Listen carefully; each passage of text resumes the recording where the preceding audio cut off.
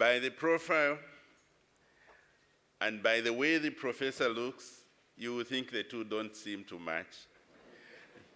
He may look too young to be that distinguished, but that's what it is, and that's where Africa is going.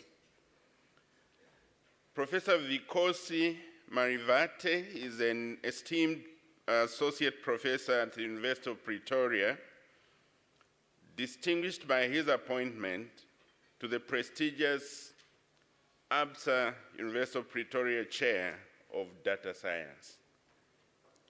His expertise lies in the domains of machine learning, artificial intelligence, with a profound focus on advancing natural language processing techniques, particularly underrepresented local or low resource languages. You can imagine, look at his age and look at what he's gone for. You know, in his role as leader of the data science for social impact, Dr. Marivate spearheads transformative projects across diverse sectors, including energy and public safety. He is dedicated to leveraging data science for societal betterment, underscores his commitment to driving meaningful change. Beyond academia, Dr. Marivate is a catalyst for innovation and collaboration. He co-founded Lelapa Artificial Intelligence, an AI startup dedicated to fostering technological advancement tailored to the African context.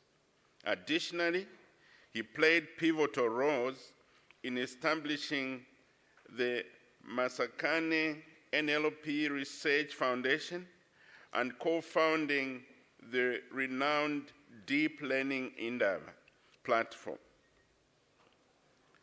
aimed at nurturing talent and fostering community-driven research in AI and NLP. Through his multifaceted endeavors, Dr. Marivate exemplifies a profound dedication to advancing the frontiers of knowledge in data science and artificial intelligence, while also championing diverse inclusion and social impact. Wow.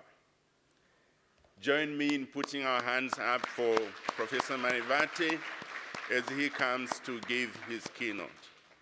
I think we are proud of you, and we allow you now to speak to us and motivate us even more. Okay. Thank you. All right. Thank you again for the invitation, and I'm really happy to be here. It's always great. In some ways, it's on the other side of education or educators, always shaping us as we're growing, and also shaping our future in terms of the young people who are coming, and we are working to make sure they are, contributing members of society in one way or another, right? That they're ready to go out there and actually make things. So yeah, thank you for the introduction again. So when thinking about the presentation today, I wanted to strike a balance. I think at the moment, or since about 2 years ago, 30th November 2022, the day, for most people, ChatGPT became available. It changed the way that many people think about what is one-side learning, what's the other side, people submitting work, and then how then do you do assessment on the other side. For myself, I've been working in this area since about 2015, so we had been seeing the march coming for a long time.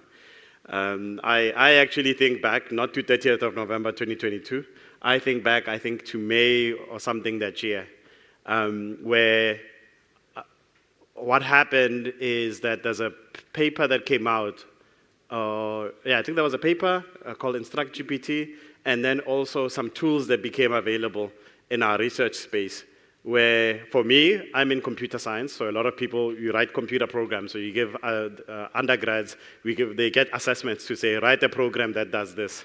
And then I remember sending out a message saying, I see this thing, and I think this is going to be a problem. Right, this is going to be a problem because I can sit on my computer, not connected to the internet, I can load this tool, and it can work with me to write the program. So as I'm typing, it can then suggest and say, no, do you want this in the next few lines? And then now, when you think about that, for me, I don't, at the university, I don't teach undergrad, so I'm only teaching some postgraduate classes. So now I'm like, this might be a problem, right? To the people who are teaching undergraduate first year, second year, because you could almost give the machine your assignment, and then it will pop out the answer. And nobody, I don't remember, I think I sent it out, nobody responded. All right, and then there's also this is like May, and I'd been teaching this in class because I teach a natural language processing class for the master's program, and I've been teaching, and I can show students, for 2018 to 2019, showing them of oh, we have these systems, you can type a bit, before you used to do autocomplete by one word, but now it can write a paragraph. You can literally write the first sentence and then press enter, and then it writes the rest of your paragraph, right? And then we knew that that was possible. 2019, 2020, they got better, they got a little bit more better. But so once 2022 comes, you can see the progress had been there. It's just the public version, the one that people can use, it just came out there. So it's just that, I'm hoping today, I'll put some building blocks, talk a little bit about some of the work that we do, especially when it comes to when we think about African languages, and then we can have kind of a discussion. I think I'm aiming for only speaking for about 45 minutes, and then it would be great to have Q&A after that. Okay, so as I said, I'm at University of Pretoria. I'm a co-founder of the Deep Learning Indaba. I sit on the board of the Lacuna Fund, the Council of Higher Education, part of the World Economic Forum Young Global Leaders. I am a co-founder of an AI startup called AEAA, co-founder in Masakane Research Foundation, and then also on the board of Partnership of AI. All this is that I'm a community builder around, so yes, I have my full-time job is at the university as a professor, but I'm a community builder across the continent on how we strengthen AI across lots of different communities. At the university, I run the Data Science for Social Impact research group or lab, and 70 to 80% of our work is around natural language processing or artificial intelligence for African languages. Right, that's literally the thing that every day I wake up, those are the things that we're trying to deal with, and the rest is data science for society. So how do we get these tools into other people's hands who are not us? How do we make sure there's proper governance, policy implications, use cases, or application areas like health, like education, which I'll talk a bit about. So before I think we go further, I always try to get to a point where we all understand what does it mean when somebody says AI, right? The word is out there. We end up just nodding and say AI, but there's the understanding of actually what it is a tough one. And so let's start there.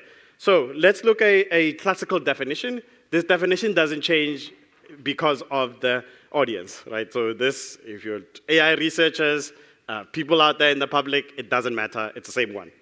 You have an agent, it exists in some environment, it takes an action to achieve some goal. This is the definition. What does this mean? A traffic light exists in a corner of a street somewhere. That's its environment. The actions it can take, it can turn from green, orange to red, and the goal is to control traffic. That is an artificial intelligence, by definition. Right? This is one of my daughters looking at a robot vacuum cleaner that we have at home. The vacuum cleaner exists in the house. That's the environment. It can move around, it can vacuum, it can try to avoid objects, it has sensors, those are the actions. And the goal is to clean the house without running out of battery. That's an AI. Right, that's the definition, that's where we start. Then you're gonna hear another word, machine learning. Machine learning is a subset of AI, where a machine learns patterns from data. So we're going to start with another example. I'm going to give you 2 data points on a plane, on a flat surface. We have a red point on your left and a blue point on your right. The input is the position, where the points are. The output is the color. So in computing, we're always interested in input and output. There's something that comes in, and there must be an output. So in machine learning, if now I was to drop another point, what is the color supposed to be? Right? You should have first learned the pattern just from those 2 data points that I gave you. The simplest pattern to learn with the least assumptions is a straight line that sits in between the 2 points, equidistant. And this is called the decision boundary. So in the future, if a new dot without a color drops any point on the left of that line, I will just predict that it's red. And if it falls on the right, I will predict that it's blue. Because I learned it from the 2 data points that I got before, right? And I say, this is the best model that I have. So that is what we call a machine. Like, we went through, we processed the data, and then from there pops out a model, and now I can use that model to predict, right, something in the future. The world is more complicated than that. Your data tends to be more complicated. And now, if you have more complicated data, it tends to be that your decision boundary itself becomes more complex. Right? So you go from a y is equals to mx plus c line to something like a quadratic function that sits on there. So this, we can skip a semester or half a year of machine learning, and we jump to deep neural networks. And this deep neural networks is the same kind of concept that gets you to the point where now you have these systems where you can put a picture, it goes through this neural network, which is one type of machine learning model, and then it can tell you that there's a dog and not a cat in the picture. You all have this right now. Almost every phone that you have right now, you can go into your photo gallery, type in the word tree. You will now get all these pictures of trees. How did that happen? Because we fed machine learning models lots and lots and lots of pictures with tags saying this is what's in the picture, and then the machine learns the pattern that this is how things look like. This is something that looks like a dog. This is something that looks like a cat. And now you have these models running everywhere. Right? It's even to the point where before in the past, your picture would go in somewhere into the cloud, get tagged, and then come back. Now it's actually those models are running on your phone, so you don't even need to connect to the internet. They just learn to identify objects in the images. Right?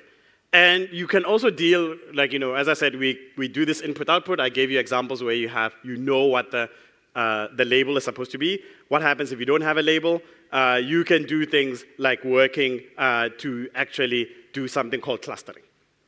Right, so you just get lots and lots of data, and then you try to bunch it up into a space. So if I use an example from your side, you might have lots and lots of students who've written exams throughout 3 years or things like that. You know all of their assessments and everything, and now you want to put them into groups. So you have models that can sit there and then identify and say, here's one group that has these types of characteristics, here's another group that has these types of characteristics. That's another part of machine learning. You're finding patterns in the data.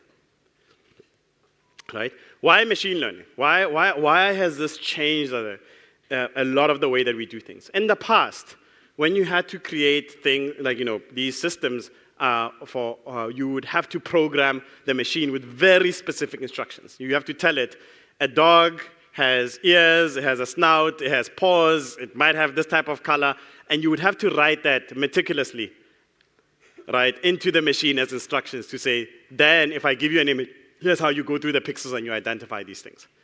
With machine learning, you just feed the machine the data, it lands the pattern, and that's when you go. And what then happens is that the thing that you need is data. So if you can get very good, high-quality data, as much of it as possible, and you have enough computing power, you can learn these patterns. And that's what's been happening. So the reason I said that, if we go back and we think about in the past, it was like, oh, this thing could do 1-word prediction, then it could do 5 words. And what was happening is that the computing power was getting better and better, and we are now able to build bigger and bigger and bigger models until you get to a point where you have enough data plus large amounts of compute, and you have something like ChatGPT showing up. Right? I will convince you of that that's literally the march here. It's not that a lot of the techniques are new, they're not. It's been years from the 60s. It's just that the computing power keeps on increasing, the amount of available data keeps on increasing, and those two things have now kind of crossed paths. This creates a challenge in some ways, because now there's this insatiable appetite for compute and data, right? And at the same time, yeah, you'll hear we're in the age of generative AI, but for me, what's old is new again, right? It just comes back and then reiterates. So this is not the first time we're going through these hype cycles. We're just in Gen AI. It won't be the last, but we can learn from the past in different ways. There's going to be many, many ideas. If you think back again to January last year, it was like a lot of times in teaching and learning, there was just panic. Right? Think of then, you go back, now you fast forward almost 18 months, and it's like, okay, we're starting to accept that some things are there, and then we're still trying to figure out how do we go into the future, right, with these types of things. And at the same time, on the AI side, in our kind of industry, things are starting to slow down. Right? But then we know again, like in probably 6 or 12 more months, there'll be another thing that comes up and then starts the cycle again. So there's going to be many, many ideas. Many will go away, right? The things that we were worried about or thinking that will happen don't happen, and then we move on to the next thing. I'll show you this march of compute and data in a different way. This is the number of publications on arXiv.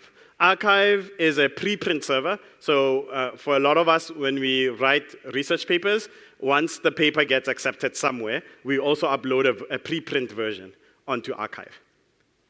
So if we went back like somewhere to about 2010, on arXiv for machine learning and AI, that specific section, you would find about 100 papers a month showing up. Right now, I think we're at over 150 a day. All right? And if you look at this, it's been exponential for over a decade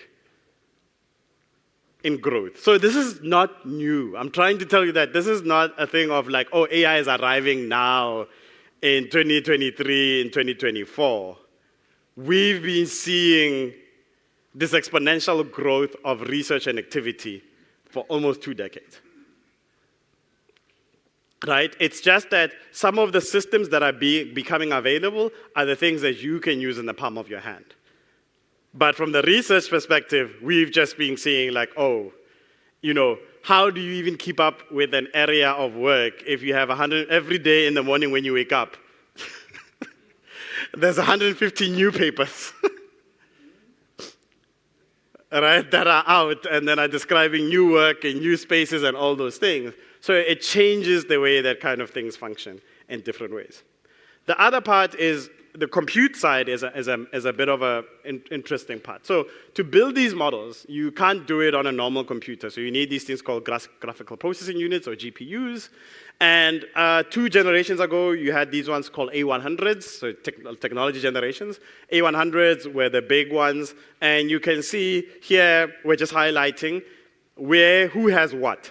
So you can see that Meta or Facebook has some that are private. So private means that you use it for yourself. Public means that other people can pay you to use these specific types of compute. And you can see it's a mix. There's national as well. Here in Cape Town, we have the Center for High Performance Computing. And they've also got like some centers with some GPUs, not as many. They're not in that top 20 on there. But these are A100s. And you could see a mix. You can see different companies. You can see countries. That's Then if we go 1 generation ago, so this was last year, this is what the picture looks like.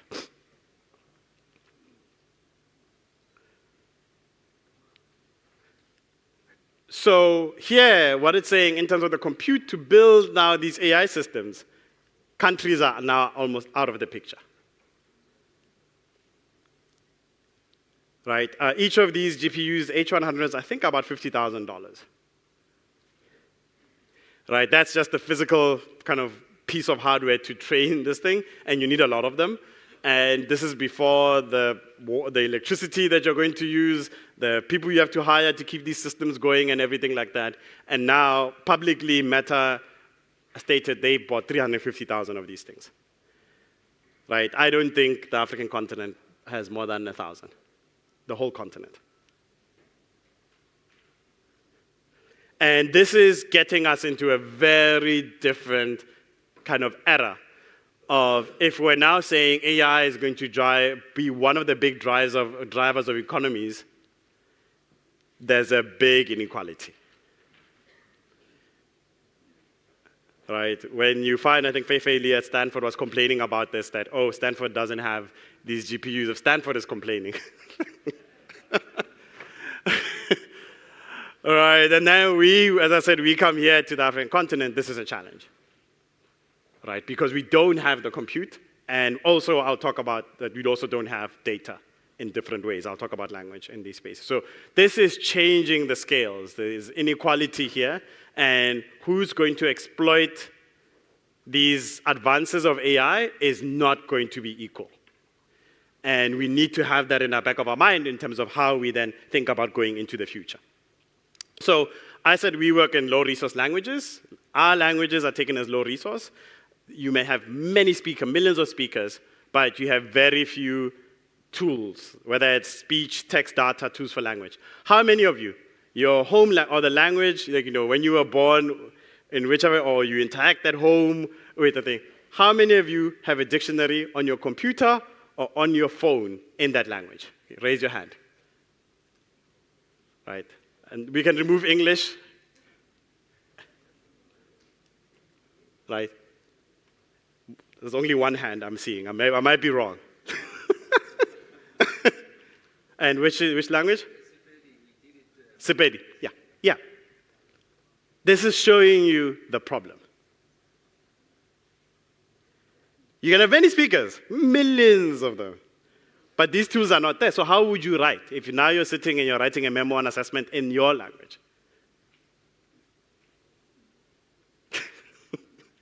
Right? Because now you're going to think and say, oh, here's a term, I need to check it, I need to find it. Not there. These tools are not there.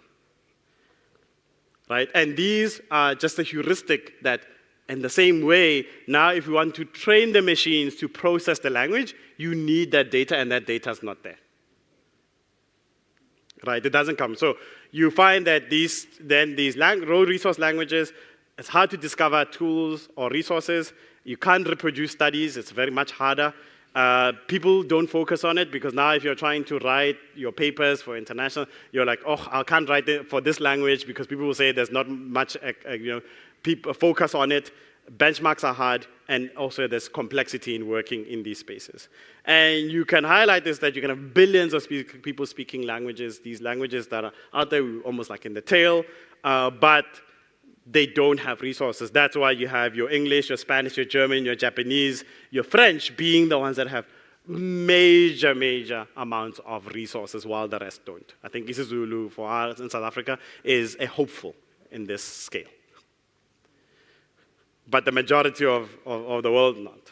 When it comes to Africa, the African continent has 2,000 plus languages. If we think about, this was a report by one of the AI4D labs, AI for development labs on the continent, in November 2023, looking at the data that is used. You need to have a lot of to build up these systems like ChatGPT, you just need to have a lot of general written text in a language, right? And they go in there and say, if you look at English, for these big benchmarks that are used to test these systems, English makes up 52% of the data. If you look at like Hindi, in India, 0.1%. And if you look at a lot of the benchmarks in terms of all the other African languages that they find in that data, if you added all of it, it becomes 0.0000999%.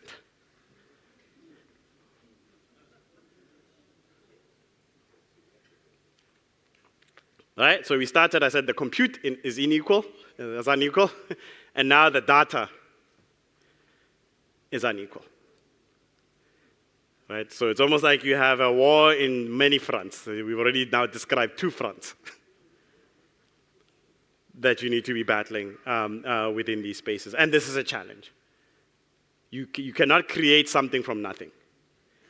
You need to have the resources to build a system so that those systems can be available to people.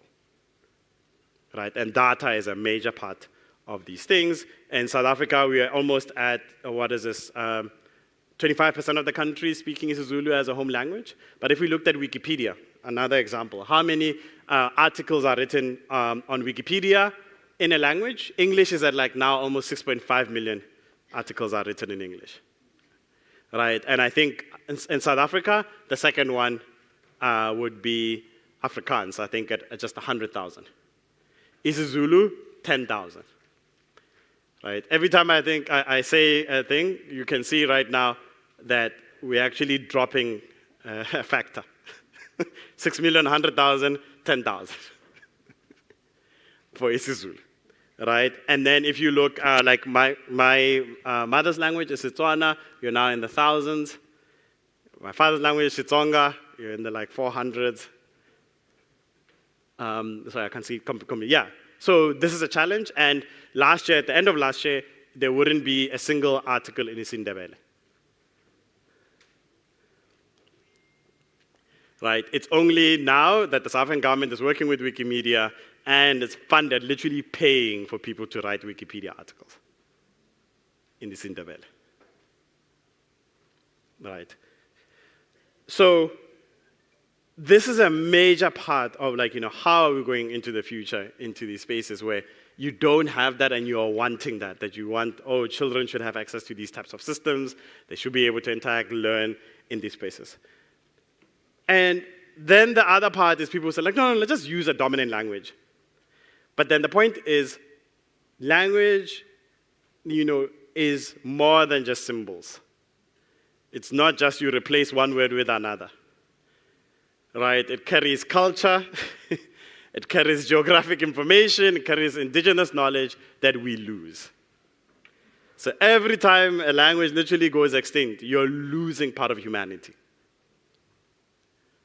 And right now, in some ways, we're accelerating towards that because of where it's not lost at us that I'll be speaking here in English. Right? So this is a major, major challenge. It's not new. But again, we have to look at these things also. These challenges are analogous to having a high interest credit card. That was taken out a long time ago, that the languages are not being developed correctly or in the current pace. So it's very high debt from the past. You have high interest. And the more you wait to resolve the problem, the more expensive it becomes. Right? In South Africa, I think for our policies probably go back to 1993 about language development. But if you actually look at the implementation, it is so lacking. It sometimes feels like a joke. Right? You're going back 1993, and you're 31 years. What do we have to show for it? It's always, let's kick the can down the road. We will solve it next year. We'll solve it after things become better. And what it then becomes on the other side is that you have the high interest. So the amount just keeps on ballooning. To say, if you really want to resolve this, you're going to have to spend even more money. And it's going to get to a point where you say, you know what? I would declare bankruptcy. I'm insolvent. Let the language die.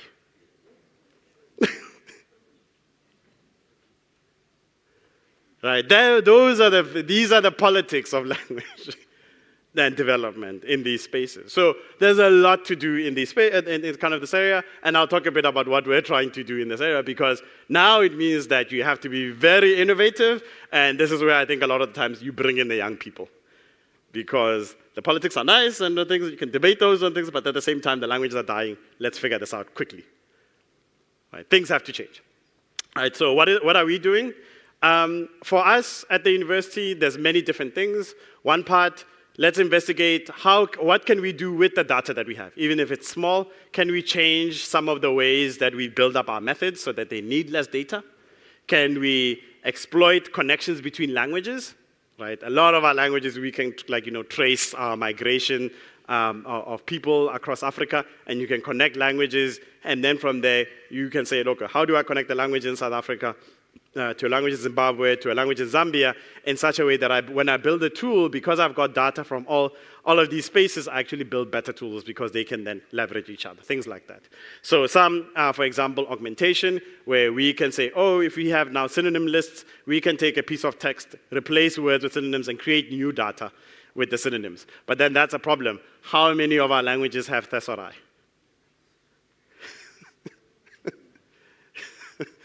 Right, that now, you see where these tools become important. Like, if I want to now say, I'm going to take a sentence, choose a word, replace it with a synonym, I need to have a list of synonyms. Right, so those are the things. How do we do things kind of like that? And then we built also software packages that other people can use. Here's one called people are using it and down across the world, also building it up for their languages as well. And then we've also given and contributed to other projects internationally that are doing things like this. Here's an example. For me, one of the reasons also I said yes to come here is that for a lot of people here, I saw some of the exhibitors, you might be connected to teaching material, whether it's provincial, national, or whatever, in our languages. One of the things I asked, if I'm very selfish about South Africa, just for 1 second, for Department of Basic Education, all teaching material that is in local language should be archived correctly, easily searchable, that I can sit there and just say, I'm looking for all the material in Chivenda for the last 30 years, digitize and be able to get it. At the moment, if you just go to the DBE website or a provincial, it is finding things are a problem.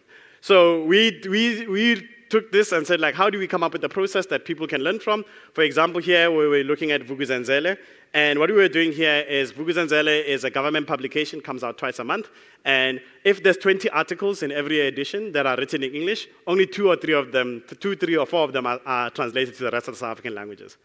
So it's almost a choice that the government makes and says only 20%, the public who's not interacting in English and wants to really learn about what government is doing can only see 20% of the world. These are the decisions we're making. Remember that high interest credit card. We can't pay anymore, so we pay small amounts of money, so we just say that. So they released this, and then they put it in PDF. PDF is very nice for humans to read, very bad for machines to process. So what we did is that we came up with a process to extract this data and then try to align every article.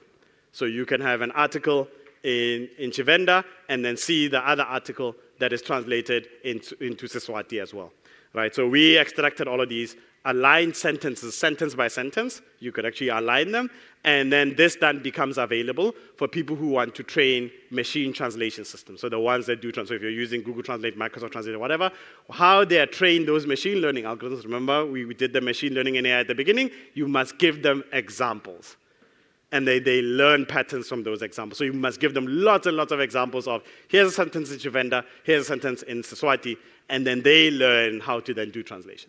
So you have to have lots and lots of these data. We provided now new amounts of data that's available. For example, there on the right, you have Insindebele to Chivenda, almost 19,000 sentences that are aligned. Right? And now these become available to the research community who will then go, oh, I can take this and then train more translation models as well. Right? And we were then able to provide new benchmarks of how good we can get these types of systems and then also make these available. The other one here, this is one of my students, Kathleen, and here she's working on understanding demographic in speech systems. So, being able to talk to your phone and then your phone responding as you're saying, now you want to do it in a local language. So here we're looking at Swahili, because it's a project called Common Voice, where Kiswahili, lots of Kiswahili data was taken. But some of the things that you have with problems with these systems is the demographics. So if you knew, if you can identify that, it doesn't have too many, there's not enough female voices inside there, you could then adjust the the way that your model actually works and all that. If you now have better diversity, the models become more generally applicable, so people can just use them. So she's working on improving these things by being able to identify and exploiting demographic markers inside these speech systems, and then we're building up into better speech systems on the other side. The other one is to create more new benchmarks, more data. We're doing things like sentiment analysis in African languages, where you can now read, like the machine can read a sentence and say, oh, the opinion here would have been negative, would have been positive, because it's important for different things. Doing translations at the university right now, we're trying to translate as many PhD abstracts as possible as a pilot into isiZulu and Sepedi as a trial, just to check how good for scientific content we would be. There's another project at Masakani called Decolonize Science, where I think they're doing like 500 scientific papers that are being translated into African languages. And then these then become data that become available to the research community to try and then say, how do we build models that can do this? Improving public benchmarks for other data sets. So what you find is that a lot of these big companies, they'll say, oh, we have released a new tool that does translation and it uses this data. You look at the data and then people go like, oh, this is good data. But then when you have native speakers who look at it, they look at the data and say, no, this is not good. So some of the things that are going on, even within our group, is helping fix some of these public data sets that are out there and say like, no, we're finding speakers for who are working, who are students with us, who speak Xitsonga. They look at it and say like, no, this actually could be improved. And we're working with African language department students and other staff members in these. So there's a lot of work in these spaces. And the other one is you have to deal with code mixing. There's an interesting joke that always happens about South Africa online, or like I think on Twitter, that South Africans on Twitter or X start a sentence or a tweet in one language, change in the middle to another one, and then change to a third language by the end of the sentence. All right, so now just imagine again, I'm from Pretoria, so we have Sipitori, right? That's our Creole. So again, how do we get to a point that the systems understand Sipitori? You need to study and build them. It is not going to come from the ether. Nobody's coming to save us. No one. If we're not doing it here, it is not going to happen. Right? So that's the thing. So I have a student, Michelle, who's working on this for her PhD. We have a postdoc, Coyote, who's also looking at this. And they're looking at using even some of these new tools like ChatGPT to actually create better code mixed examples. And then from there, we can train systems that can better handle these types of things.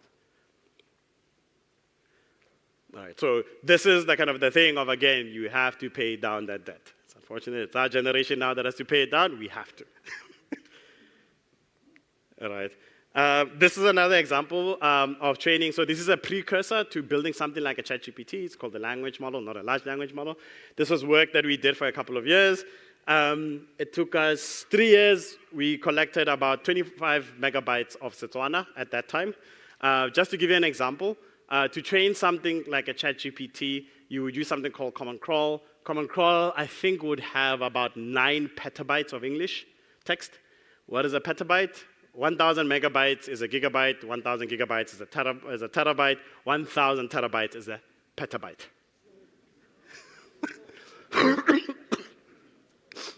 So we worked, and then we found 25 megabytes of Setswana.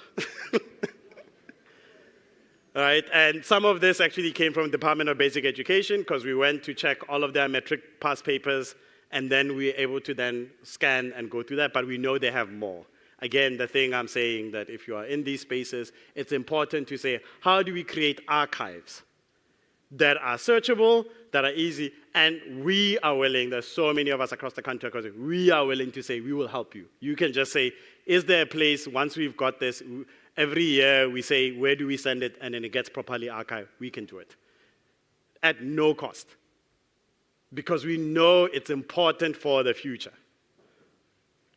Right, because a lot of the times when you're interacting in these spaces, people are worried about, oh, this is going to be overhead. How do we then get out into a tender? You don't need to. You have universities have libraries, that's their job. Get into agreements and saying, like, how do we do this so that it gets archived with the correct metadata, and we know, yes, whatever the rights are of the department. And this is, and whichever country you're from on the continent, start thinking in that way of like, if we're creating this, how do we get it archived? right? And it's not just even the papers for the assessment. You have notices that go out in our languages. Are those archived?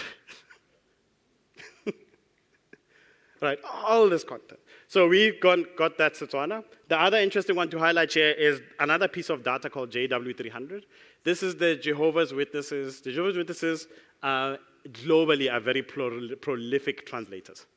They translate a lot of their religious content.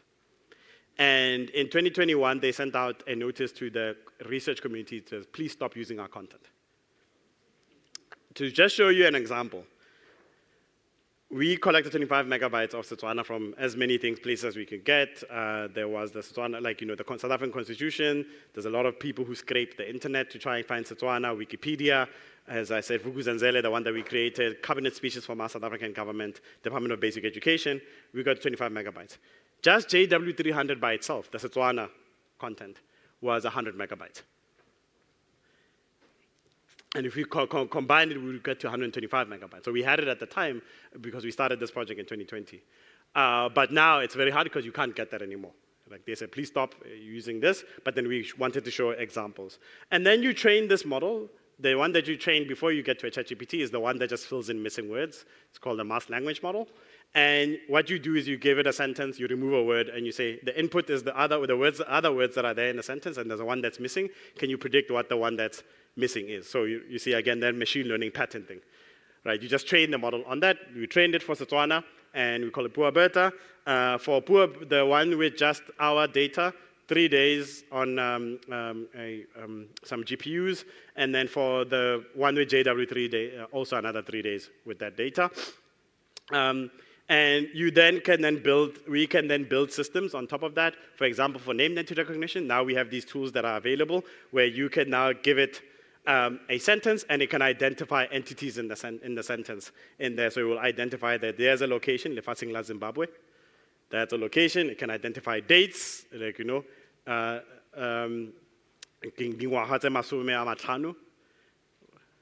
right? Like, it says the age, right? Or like there, right?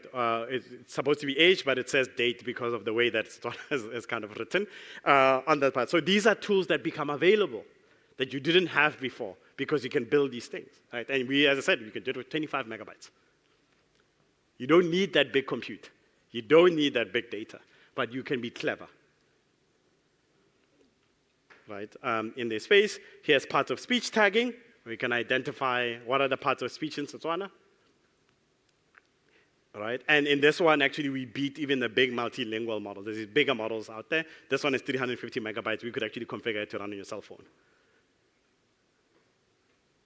Right? You don't need to connect to the internet. We can just create a little application, put it on your phone, download the model, and the model runs on there. And then the other one, we took the Botswana government daily news, and then we could build a news classifier. So you can give it a piece of text that has to be news, and it will tell you what category of news that is. These are tools that we take for granted in English, but are not available in our languages. Right. Now, the other part that I thought I'd talk about is some of the work that we're doing in assessment. Right? So here is thinking about assessment at the university in medical education on looking at what we call reflective writing. So students are asked to say, okay, you've finished a semester. Can you reflect on your semester what you were doing? Especially medical students who have to go on to practical, going into rounds and going to the hospital and all that. So what did they learn? Right? And critical thinking. So for us, we wanted to assist the School of Medicine in scoring methods to, one part, yes, is to reduce manual effort, but then another one is that these types of systems can also, work to give also personalized feedback to students. Right, so one, we wanted to, at that time, evaluate the effectiveness of GPT 3.5 Turbo versus a couple of other ways to actually do this, right? So we use two kind of methods. So one is how do you come up with the prompt that you put into a large language model? The other one is that can you take a large language model and fine-tune it? So instead of it just responding to you asking, you now say, I'm going to train a specific model. All it does is that you give it the essay from the student, and then it gives you what the marks are supposed to be for whatever criteria that you have, right? And then we can compare this. So here's an example of a prompt no, it's long. So here, what it does is that it asks and says, hey, you are a professor in medical science. You need to score these essays. These are the rubric of what each of the scores is supposed to be. And then here's an example of something that is a good score as a 4, a 3, a 2, or whatever. So you also give it some examples inside your prompt. And then you run it, you send it, then you give it the essay from the student. And then it comes back with an answer. The thing we found out is that the prompting side, so where you just do the prompt and then you try to have something that is very descriptive, it's good, but not as good as when you fine-tune the model specifically to do evaluation, to do assessment. So fine-tuning, spending that time and the money to do that actually gives you better assessment. So here's an example. I'm not going to go through it. So here we're comparing. The blue is the human scorer. So the reason we're working with the faculty of the School of Medicine, and these are marked by people. And then what we're doing in parallel is just saying, how do machines compare? Right? So the blue ones are the human markers, and then the red one is GPT 3.5. The first one, the one on the left, is when you're using the prompt with a long example of the rubrics and everything, but you can see it keeps on making mistakes around that 3 score. It overly gives 3. I think students wouldn't complain, but that's what, oh no, maybe the students were supposed to get 4s, would complain. All right, but then it puts the 3. The one on, that's the one on your left. The one on your right is the one where now we fine-tune it. We specifically train it to mark instead of doing the general responses where you can just ask it anything and it responds. And you can see it's actually much better in matching human scoring. Right? And then the other thing you can do with these that I'm not showing here is then now it can then send feedback to the student and saying, hey, you got this score. And then these are the reasons, and this is how you can improve.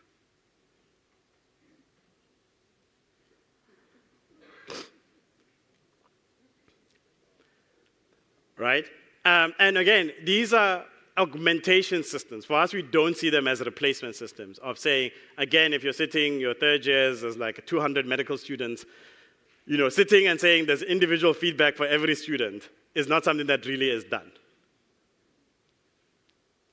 But these are now possibilities that can come out there. The thing is, again, we have to study them. We need to identify fit for purpose. Again, this is an assessment conference, so we have to also then come up with new policies to say, where do these fit in and where shouldn't they be used? These are questions that are coming. Right. I said we're paying down that debt. All right, these are just some of the examples of what we're doing, but there's many, much, much more. And some of the things we have to think about is this community-driven AI. As I said, I co-founded a deep learning Indaba. This is where we were. We started in 2017 to say, how do Africans become the shapers of these coming advances? This is 2017. We were thinking about this. Remember, I showed you the exponential growth because we were looking at that and going like, we need to raise an army. We don't think the private sector, the public sector, or the NGOs even know that this is happening and this is going to be a problem. In 2017, we had our first meeting. It was about 300 people at VETS, research meeting. And then after that, we had this thing called the Indaba X's. The Indaba X's have grown where it's small. Instead of the main gathering that happens once a year, there's also smaller workshops that happen in different countries every year. We've gotten to the point where this year, there's 47 Indaba X's, deep learning Indaba. What that means is that every week of a year, there's an Indaba X happening in some African country. We went from nothing in 2016 to now you have that. And normally the smaller ones are maybe 100 people somewhere in the country. In the last month or two, we've had, I think, Uganda, South Africa, what is the other one? No, Ghana happened, Malawi's coming. And it's every week there's a deep learning Indaba X happening somewhere. This was us last year for the main gathering. This was in Accra in Ghana. It was 800 people. 3,000 people that applied to attend. Right, this is the big, at the moment. And one of the things, it was 800 plus attendees, 45% were women. There's no AI conference in the world that has 45% women. And then 200 travel grants, because most of the people who are coming are students, youth. So we have to support them moving around the continent to get to where we are. This year, in about a week and a half, so we are all going to be in Senegal for this year's one. I think it's 600 plus people in these spaces because you need the community. On the other side, as I said, co-founder Masakane, I'll stop now. As I said, I want to give 15 minutes. I know we started a little bit later. To build for language, and Masakane has grown into a network of over 2,000 researchers working on African languages and natural language processing. We have to pay the debt. Right? And this is completely working outside. You're in a university or in a big company or whatever, of just people saying, I'm very interested in working on this language. I'll do my day job. At night, I'm a natural language processing for African languages researcher. All right, and building these tools. We've won awards as a network. We won the first Wikimedia Research Award. Last year, we were at ICLR, which is one of the top 3 AI conferences in the world. For the first time, was on the African continent. We were in Kigali, in Rwanda. I was one of the program chairs for that conference. And this is the African Natural Language Processing Workshop. It was the largest workshop there that we got the main auditorium for the workshop. Right, going from how do we get to that stage where we are now sharing with the rest of the world what it is that we're doing. And I would say the Masakane itself as a network is likely the most prolific research institute for AI on the whole continent. Right, and it's all distributed, volunteer-driven, people working on these languages and building tools. Last year, we also won the Digital Humanity Award from Ars Electronica in these spaces. But this thing of grassroots has been something in AI that has always been there in actually filling in these gaps. All right, so you have people like the Deep Learning Indaba. We were there, Data Science Africa, I think that was started in 2015 in East Africa. And now you've got Masakane and a couple of other tools in there. We have to go into the future. For us, we have to think about mobility. Moving around the African continent is tough. I know probably if people had to come to South Africa and getting visas, it's not easy. All right, but right now we're going to Senegal. I think it's cheaper for me to fly to Senegal than some of my students who are based in Nigeria. I think we're paying double for their tickets, which makes no sense. Right, these are things that we have to deal with. We need to absorb the funding that's available. There's hundreds of millions of dollars in African AI at the moment, but we can't absorb it. Because you need all the capability, the capacity. We need to develop lecturers, faculty, professors, building up these ecosystems. We need to choose the directions we're going to take as a continent. What is it that we want? We cannot be playing that game. We're not going to play the game of trying to get the compute. No. There's countries on the continent where you don't have electricity stability. Why would you then say, let's get compute that it literally eats up a lot of electricity? Right? But we have to think about the ways that we innovate the way forward. As I said, we started a company called AEAA. In that company, we build technology for Africans to communicate in our languages, and we are a socially conscious research lab in these spaces because we're also saying all these people now who are coming through all these systems, once they finish their masters, their PhDs, where do they go? Right, because at the moment, I can tell you, the private sector on the continent is not absorbing them. They all literally have to leave the continent to go work in AI. You will be told differently, I'm telling you right now. There's not much R&D that happens on the continent.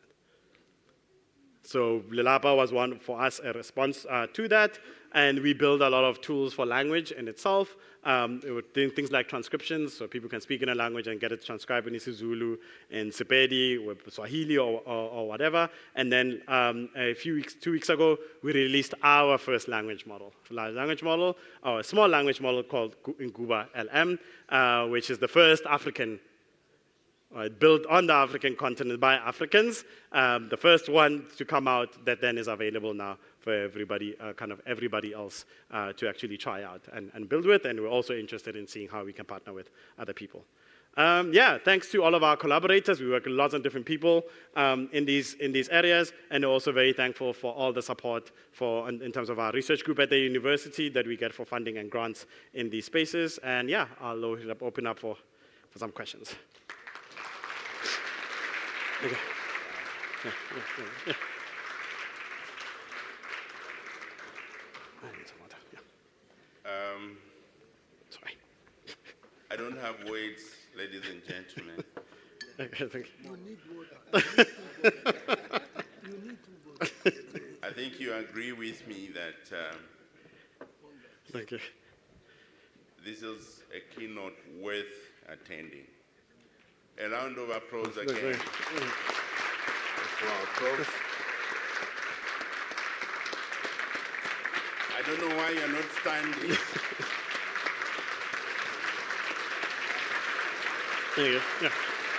Now I know you agree. I'll shake his hands again. And ladies and gentlemen, I think today we've been exposed to the realities of what is going on in the area of AI in Africa, especially looking at education and what opportunities do we have really to move in ensuring that our children learn and get assessed appropriately in a manner that validity, reliability of our assessments will not be affected despite the advancements in AI. And I think today we've been told that our fears are quite unrealistic in the sense that we've been fearing that AI would disturb the way we operate. I think assessment bodies, if I'm wrong, please correct me. But we've been told that there are actually opportunities because there are two things. The data is growing one side, the patterns are increasing, and AI just helps us use machines to follow the patterns and allow the learners to learn in a more current environment than was the case in the past. So it's us catching up.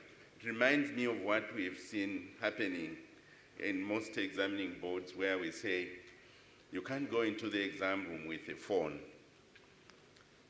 And yet, when we are helping our children with assignments, we use the phone to Google and see what we can do to support them. So if the children can learn through the phone, why shouldn't they use it when they're being assessed? Is assessment failing to catch up with the phones? I am excited. And let me not take this show, I can't even summarize it, but just to say thank you, Prof. You've done a good job. And we'll invite a few questions so that we can maybe get clarifications. So those with questions, comments, please. The first one there, the second one here, and the third one there. So we follow that pattern. We start. How many microphones do we have? No, there's one coming. There's one here.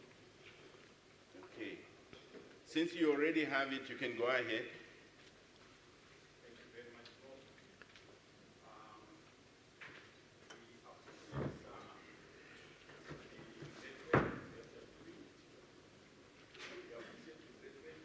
Oh, is it on? No, sorry.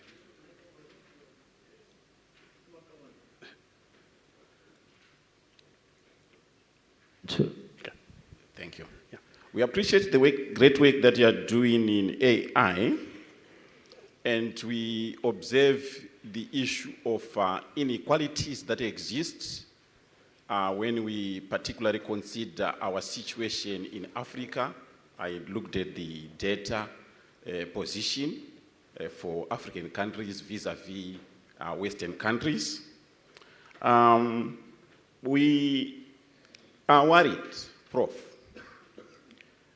worried about issues of security, issues of data loss. My question is, based on your experiences in AI, what legal challenges exist in the use of AI and possible interventions that you could proffer to solve these problems? Okay. Thank you. Thank you. Yeah. We can do maybe like next two. Yeah, we can get, Yeah. we can get the other question. Yeah. Thanks very much for your presentation. It was both inspiring and in some ways also very depressing. On the continent, we have this tendency to say that, we are, somebody else's agenda is being, even AI. People have been looking at it as a Western agenda, it's this and this and this and this, and it's not been helpful to the conversation around how we move forward. You talked about the credit card analogy. Given where we are and where the world is going, we know that we are losing a lot of our languages. I mean, somebody spoke yesterday or something about their daughter who's speaking in English and so forth and so on. We're losing our languages. And at the same time, we're calling for an Africa that is driven by Africans, for Africans. Where should we start? Where is the greatest sort of impactful investment that we can make at this point, given where we are? Yeah, sure. The credit card, we know, is already high interest. There's a lot of debt on it. What's the priority that we should be paying now? Where can we start? I mean, we're seeing a lot. We're like so behind. This is why I was finding it a bit depressing, that we are so behind on so many things, and some of the losses that we are incurring, we can't even visualize them now. Yeah. But where do we start? Where do we start? What's the down payment that we should be making now? Yeah, sure. Okay. I guess we have the last one. Thank you. Thank you, Prof. My name is Biki Lepota. I come from Malusi. Yeah. I echo the sentiments of colleagues as a student of language. Yeah.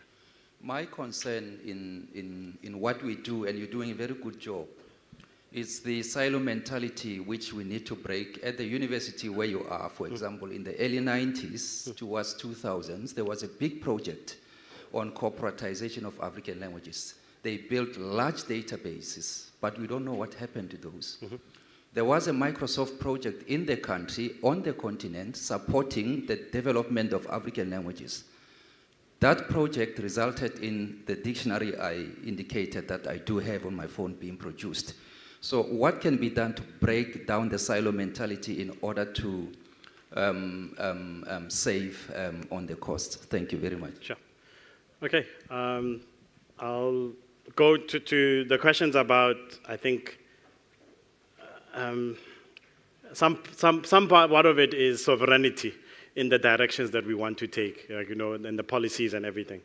It's a big part. I only had the time that I have, but another part of the talk, I go with the people I said are collaborators, for example, CIPIT at Strathmore in Nairobi, in Kenya, and it's a center of IP, especially information technology, and you also have the Data Science Law Lab at the University of Pretoria, and many, many other of our legal colleagues across the continent who work on AI. This is very important now because data also comes with the responsibility. Sometimes there's tensions. So some call, no, let's all the data just be openly available. Anybody can use it without paying or anything like that. But what tends to happen is because of that inequality in compute, the people who will exploit free open data are not the people who need tooling. It is going to be the big tech companies who then come back and sell these things back. So what is happening now is lots of conversations about tiered licensing. That we want to get to a point where you have a balancing to say, no, if you're African on the African continent, use this freely. If you're from somewhere else, you're this big and all those things, you must then pay back as part of, let's pay that debt down. Because we know we need as much resources as possible to balance the scales in these parts. Then, on the other side, there's right to research, which is not a contradiction, but it's actually a complement. A right to research is, for me, I'm at a public university working for public good. And I would like to get access to content that is written in Tshivenda, in Setsonga. I should be able to get for research purposes. And what is happening now is there's a lot of people trying to put barriers into accessing electronic materials. And this is blocking, literally, we can't study ourselves. It's very funny that these right to research things are are applied to us as African researchers, but you find big other organizations outside the continent going and saying, oh, I'll use this, and they don't get targeted at all. Right? I asked a question, like I think one time I visited the National Library of South Africa, and they get electronic versions of, I think, as part of depositing books there for ISBN generation. And I said, like, one of the things that's very important that I've learned from our education colleagues at the university is coming up with word frequency lists. Because if you're teaching a language, you need to know in grade 1, these are the words you will teach the child. In grade 2, these are the other things.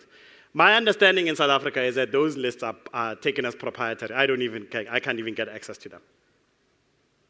I'm not in the Department of Basic Education, but I know that we've been asking and saying how. So we're creating an open version. So what we would want is access to say, of the written material that is published for the last 20 years in South Africa, can we just calculate the frequency list of words? Because these are likely the way that children will interact with words in the thing. And it's like, no, publishers say you can't look at the electronic versions of the books. Do you see how? Right? It's understandable on one side because they're worried that, no, somebody then might take that copy and go reproduce it. But we're saying, no, in a research specific, we have legal recourse. We can say, for research, you're allowed to do this, don't do that. Right? These are the policy spaces that we have to resolve. Right? Because keeping those walls and closing off means, again, that that language thing just becomes much, much harder to do in these spaces. It's not that we don't have these spaces or technical places where we have, they're there. Accessing them is near impossible. Right? On the part of what to do, you have a lot of young people on the continent. That's the other slide I typically show is the age pyramid of the continent versus the rest of the world, where mostly people are under 20. If that's the case, what is happening? And then you have like Europe that is like what, at 50s, 50 and 60, I think is where their mode is. Sustaining any growth of economies in this, wherever they're going for the next 50 years, is unfortunately going to mean we are going to go into almost something like of neocolonialism. All those Western countries are going to come to Africa to get their next workforce. And we are not. We're sitting there with all these young people. They're feeling very frustrated. Lack of opportunity, lack of growth, lack of really working in the cutting edge. And then on the other side, here's all these Western countries. I kid you not, you can go check how many, for example, even AI, special visas. You work in AI, you've got all the tools and all those things, you've got a track record, we will give you a visa next week. I kid you not. So we have to think about these things of saying all those, like literal brain drain. Right? And a lot of it is also, again, that these things, it's almost like we look at it as, these are not things that we develop here. They are gifted to us from somewhere else. People will do AI and they will bring it back. Who is the people who are doing it? It is more increasingly going to be Africans living in the Western countries. Because if you're going to get to a point where, in 2050, 1 in every 4 people on the globe is going to be African. 1 in every 3rd child born is going to be African. We have to think very differently. Very, very differently in thinking about it. And I'm saying AI is just one of them. It's not we can obviously be that arrogant and think like AI is going to be everything. It's just one of the things, but we have to think about what we do in those spaces. And then the last one on resources that are there. And then, we have a whole project in our group that is looking every time. And the reason I agree to some of these talks, because we always find when I speak, people will say, oh, there's this other resource in this place. It was built 15 years ago. We don't know where it is. Here are the names of the people. And we go find those people. And we say, no, let's find out. Was it government funded? If it was government funded, it should be a public, it should be a public asset. Let's find ways to re-release it and make it available to everybody. Right? And there's a lot of these. Because on the other parts, there's pieces. Like, the way that we look at incentives. Incentives for a lot of places are normally mismatched to public goods. It might be we build a resource, then I start publishing as a researcher in that area. But if I keep that resources to myself, I can publish for the next 20 years. Nobody else has access to it. But this is completely antithetical to what the real reason of creating that resource is. Right? So we need to find these things and really work. So right now, one of the things, like, if I had given this talk in November or December, we would be going and saying, like, now, here's, for South African languages, here's 20 terminology and glossaries, because we're working now on processing all the ones from the Department of Sports, Arts and Culture, from the University of Pretoria, all other universities that we're identifying that were publicly funded, and now we're creating them to be easily machine processable and easily shareable, meaning you can just download almost like a spreadsheet if you want and say, like, no, I'm interested in statistical terminology in all of our languages, here's a file, download it, go. No barriers. Because you can go out, use it, and tell us how you've used it.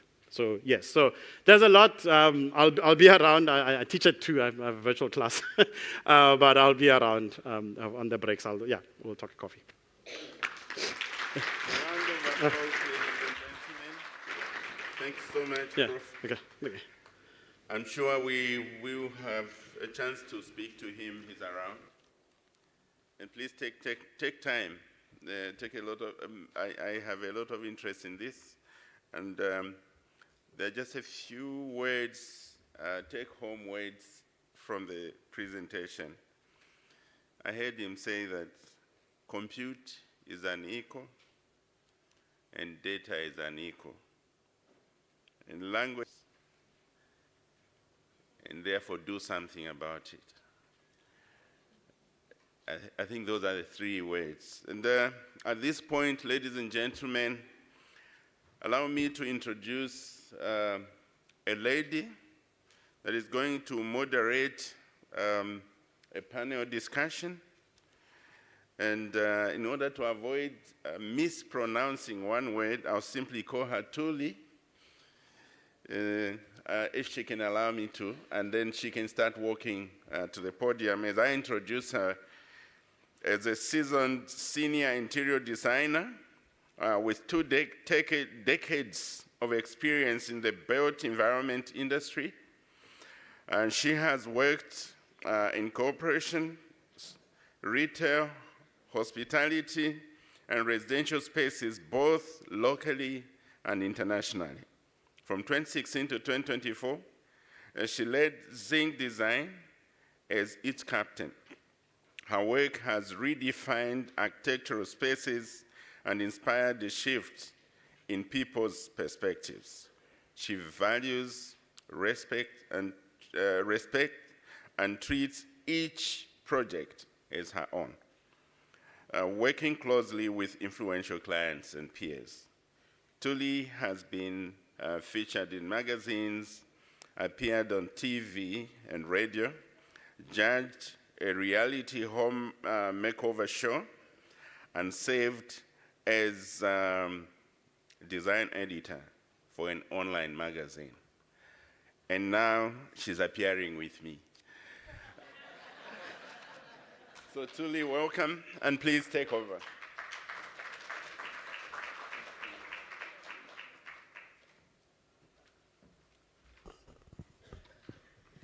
Good morning, ladies and gentlemen. I'd like to also show some gratitude for the organizers for AEAA, as well as Umalusi, and all the delegates and the distinguished guests from all across the globe. Thank you for joining us today. Well, on our topic today, also just to save on time, I know that we had a bit of a scope creep over, just to optimize on time and then we don't have to have any further delays. We'd like to welcome Mr. Alex Bayers onto stage.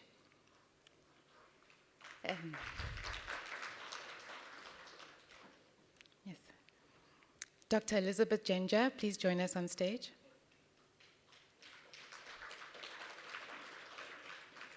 Mr. Butik Makama, please also join us on stage.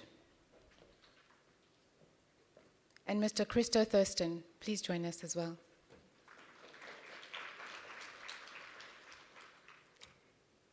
I'd actually like to prefer to sit because, I'm not the focus and the topic today. Is it okay with you if you all have a seat? Thank you. May I please have the roaming mics for us, please?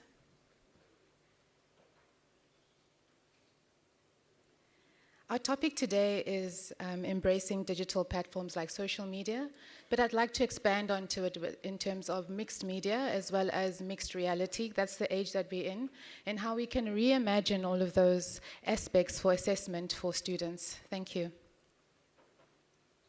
I'll sit on that end. Is the podium not in the way?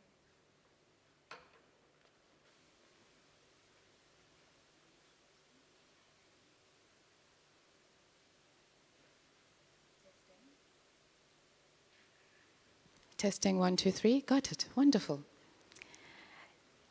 In essence, we'd like to ask questions to our panelists, of course.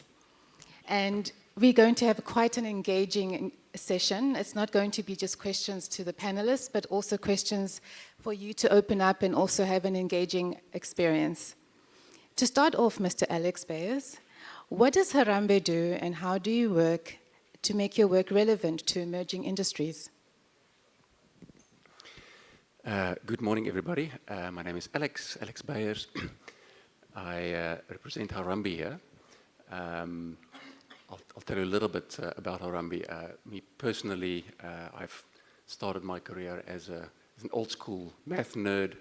I've started as an actuary and corporate consultant, but then for the last 10 years, applied those skills specifically in the youth unemployment market, and very much relevant to thinking about how we use assessments and also alternative proxies in what we call pathwaying, as finding data to recommend jobs to young people and finding that same way to use that data to recommend young people to employers. And so that is essentially what we as Harambee do. Harambee Youth Employment Accelerator is a non-government organization. We've been around for about 13 years. And we are extremely privileged to work with government partners. Government is about half our funding at this stage, and the rest from social investors that are interested in helping with the unemployment issue as well. So when we talk youth unemployment in Africa, and particularly South Africa, then the question of how digital jobs are relevant sort of comes by itself. For all the same reasons as that you would all come up with, we are interested in digital jobs for digitization and emerging technologies application in just about every existing job, but also as a space where new jobs are opening up. Just as a side, we sort of can share a little bit of experience of how we use assessments and proxies in practice. But I also must say I feel a little bit, I just acknowledge a little bit of being the imposter here in the room in all this distinguished list of guests, and I just want to acknowledge all the knowledge that's in this room. We hope we can contribute a little bit to the practical application of a lot of the great work that you do. Thank you so much, Alex. Dr. Elizabeth Jenja, if you could also just introduce yourself and then we can continue. Thank you very much. My name is Elizabeth Jenja. I work for the Directorate of National Examination in Namibia. I've been in the assessment space for almost 20 years now. And so in this line, I'm representing in terms of curriculum content and assessment that how it talks to technology and space and digital space. Testing, wonderful. Thank you so much for that, Elizabeth. In terms of your first question, I know we'll move over to you gentlemen over there. How can education assessments be redesigned to ensure that they're aligned with the skills and competences required by emerging industries such as AI, renewable energy, and cybersecurity? Thank you very much for that. And of course, education assessment is always guided and directed by the policies and curriculum documents. So how it can then be redesigned is we first then have to address the curriculum policies and documents that addresses that as well. So the best way to go through is perhaps at the development of content in terms of curriculum. We need to engage industries. We need to work hand in hand with them, especially in Namibia right now. In terms of renewable energy, we have an industry that is growing very fast of green hydrogen. So if we have to really make sure that our learners understand that space, we need to really engage these industries and see how those technologies can be built into to our curriculums and be assessed as well. Thank you so much. Mr. Buti Makama, thank you for joining us. Please do introduce yourself, and then I'll ask you the first question. Good morning, everyone. I'm Buti Makama. I serve on the Innovation Alliance Group in Gauteng, and I was the first chairperson. On a day-to-day, I work at the Innovation Hub as the Area Innovation Manager for the North Region. I essentially run 2 incubators for business development, but over and above that, we also do skills transfer. And at this moment, I have in-house a cohort of coders that are being trained for the next 9 months, and I plan to share some knowledge and observations that have come out of this new cohort that we have observed, and whether the assessments that we currently have in the country and I suppose globally as well are relevant to us making sure that we get the right skills from these young people. Thank you so much, Mr. Buti Makama. Are the current assessments measuring the knowledge and skills for the 2024 learner? They are, as far as the current curriculum is concerned, but perhaps we need to be asking a different question.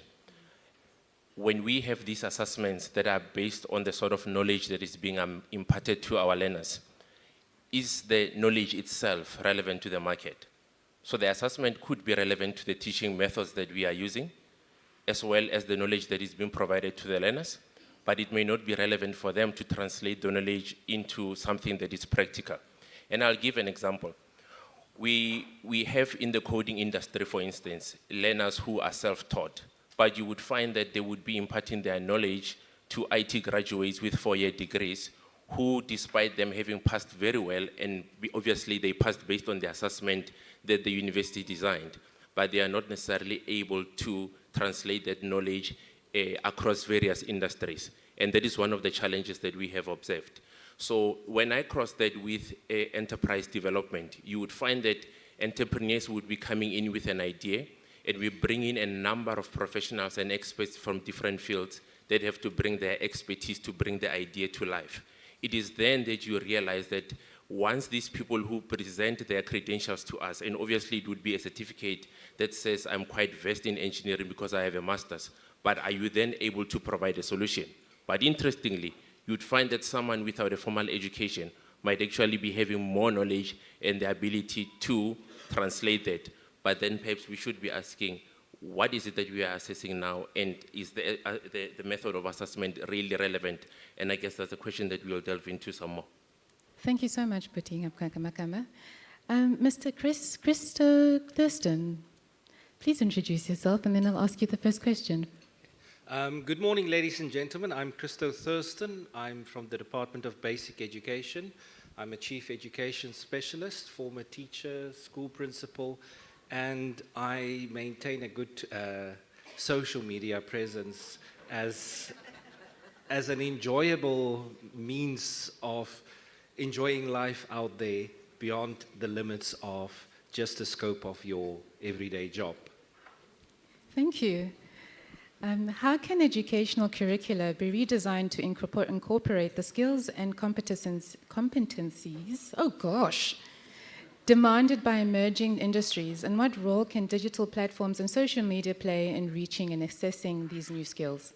Okay, the reality is that if we think of it, the way we have our classroom set up, our teaching, learning, and assessment, is pretty much the same as the Industrial Revolution. Nothing has changed much. We just changed the recipe and we moved from a chocolate cake to a vanilla cake and say, okay, now we've reinvented the wheel that the Egyptians used thousands of years ago. The reality is that we need, as my colleagues on the right have indicated, that you need to have in the development of the curriculum and redesign of the curriculum, you need to include industry. You do need theory, but you need practice as well to engineer skills-based learning. And skills-based learning is not just being able to design something that is irrelevant or textbook-based. It's about how do I invest critical thinking? But now, in practice, how does it work? Where do I go? We have a generation that can concentrate for 30 seconds on social media. They cannot concentrate in a 30-minute or an hour lesson. So that does not mean that we need to stop them from advancing. Noah's Ark is departing, and we are left to drown in our ancient ways of thinking about teaching, learning, and assessment. If we're not going to explore digital and social media platforms, and remember that we cannot subscribe to X, because X today becomes a voice of Donald Trump. The person behind X is a pro-Donald Trump supporter. So those kind of things you need to think about critically.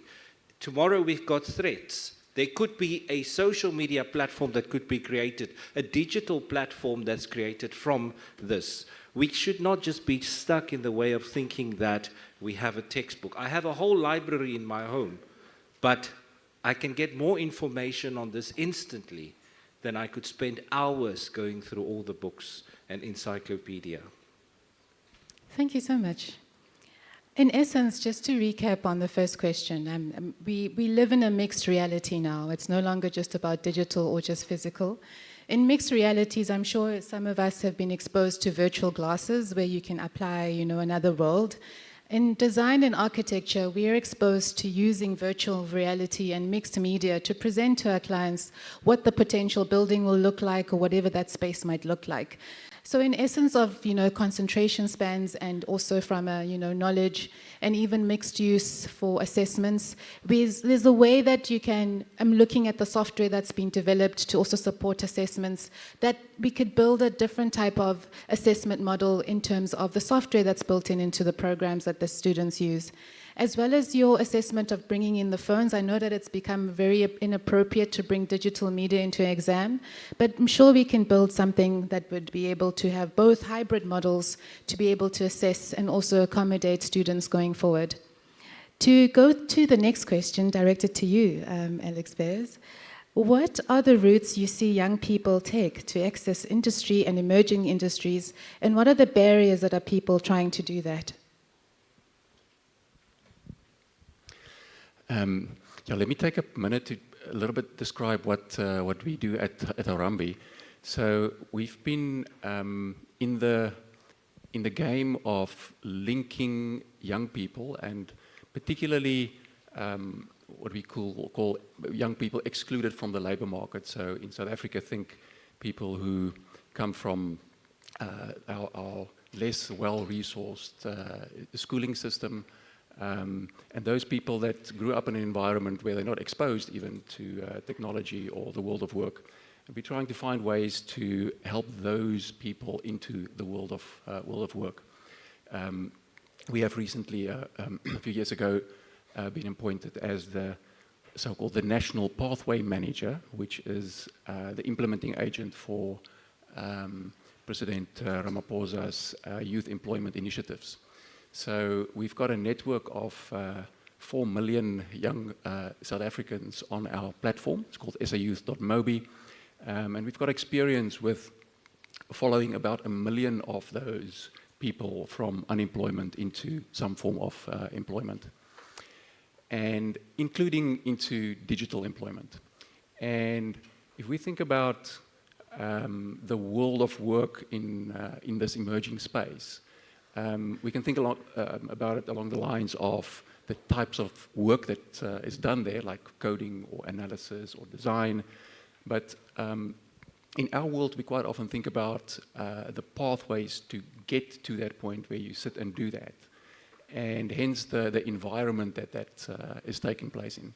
So for example, in digital work, you could work for an employer in the formal sector. You can broadly at 3 categories. One is the formal sector employment.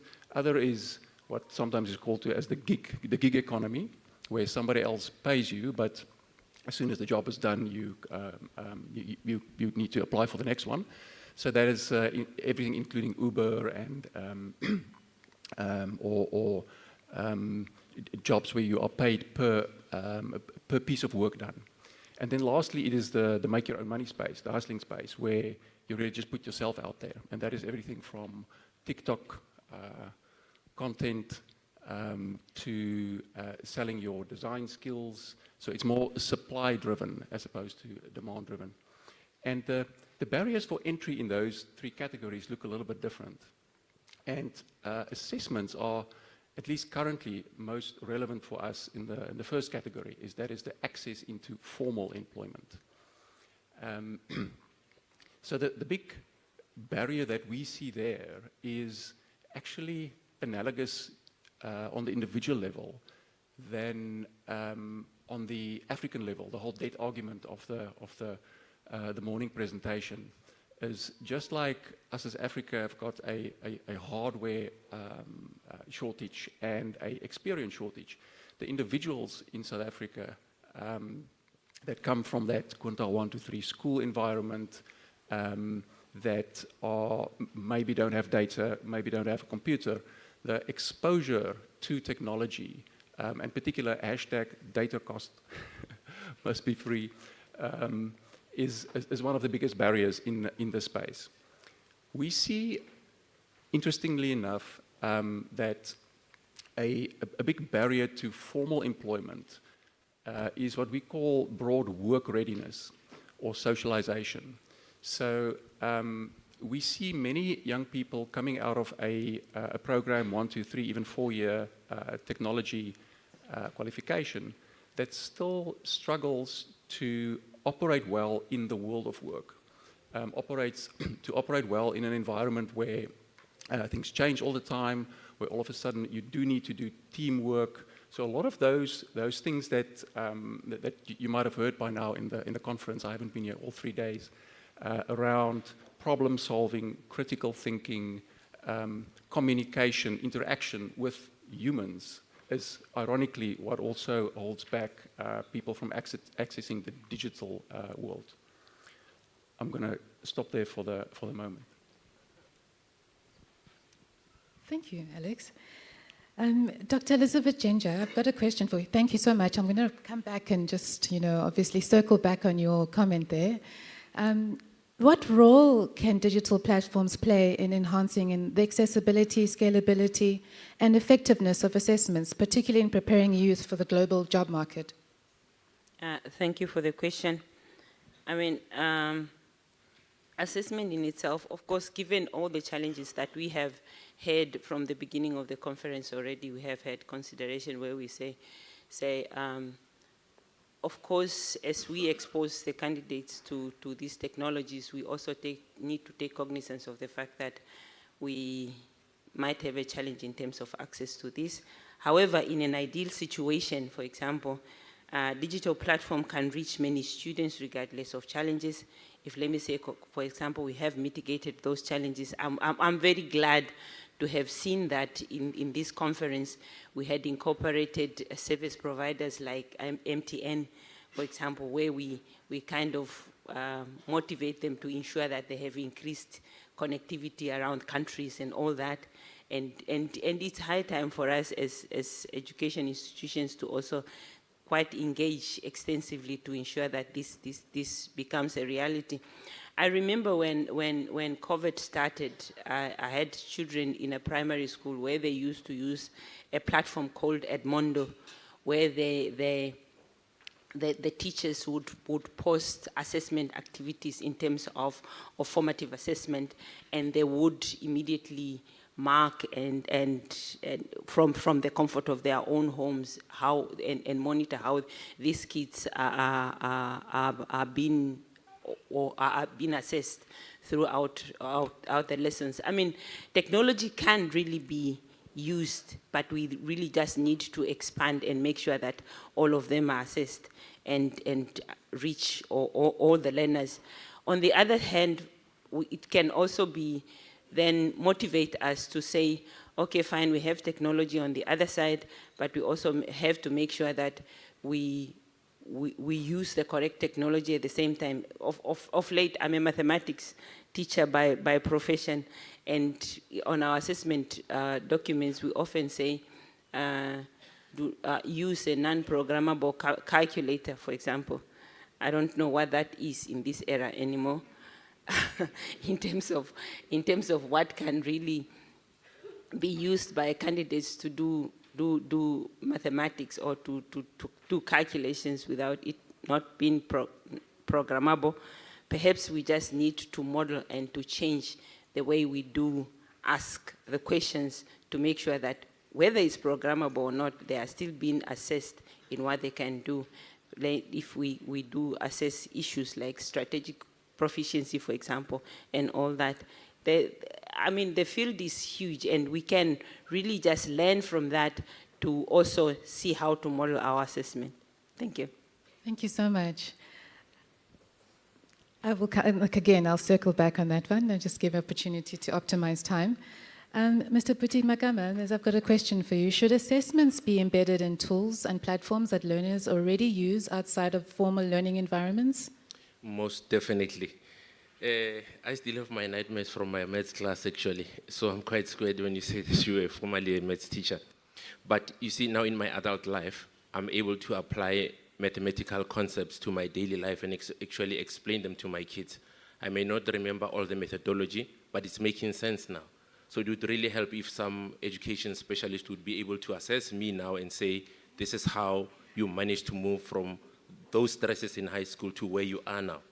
But then, and it is for that same reason that I let my kids watch TV, but I would sit with them because I see they're gleaning so much knowledge from all of these things that they are watching, but I'm able to input how they should be using that knowledge that they are getting. So I feel that instead of harassing our kids and insisting that they should stay off TV games, for instance, and by the way, there's research to back up that actually kids who spend a lot of time on TV games playing their PlayStation and Xboxes are actually able to understand mathematical and science concepts much better. However, it does not mean we should replace that with education. But if we were able to impart tools, embed tools rather, into all of these platforms. So for instance, I'll use the prof's presentation now as a reference point. I hope you remember the entire presentation because I'm summing it up just in one sentence, that all of this data, once it's used properly and you factor in all of these other things that could distort the data itself, you would then be able to get very accurate results. And therefore, even on all these platforms, whether it's Twitter, Facebook, and all other social media platforms, as well as the gaming platforms that our young kids are using, perhaps even TV to some extent, and the apps they have on their phones.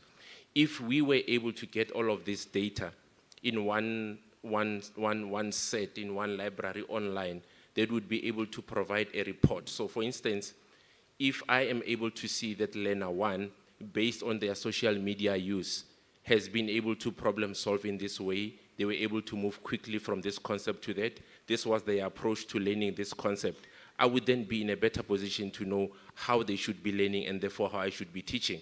Once those are out of the way, I can then decide whether the assessment itself is correct for this particular learner. And so I think it was in the Eastern Cape, for instance, which was a brilliant example, where they had used isiXhosa itself as a language to translate parts of the sentences in technology studies, and the learners actually passed better.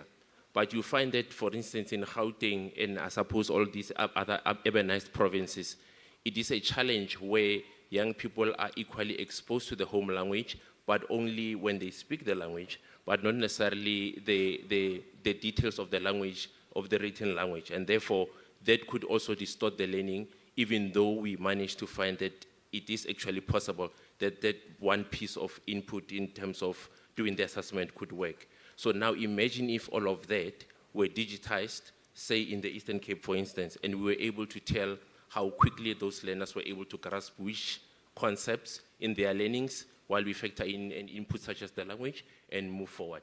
Then we could definitely be able to improve on the assessments. Thank you so much, Mr. Putti. Christo, I just wanted to ask you the second last question, if you don't mind, and then I'd just like to sort of unpack the topic a little bit much further. What innovative assessments methods can be employed to evaluate students' readiness for the rapidity of changing job markets, and how can digital platforms and social media enhance assessments to provide more comprehensive views for students' abilities and achievements? Okay, every learning experience must be based on the real world experience. The reality is that you learn about finance the day that you need to complete your first tax return. Then it becomes real.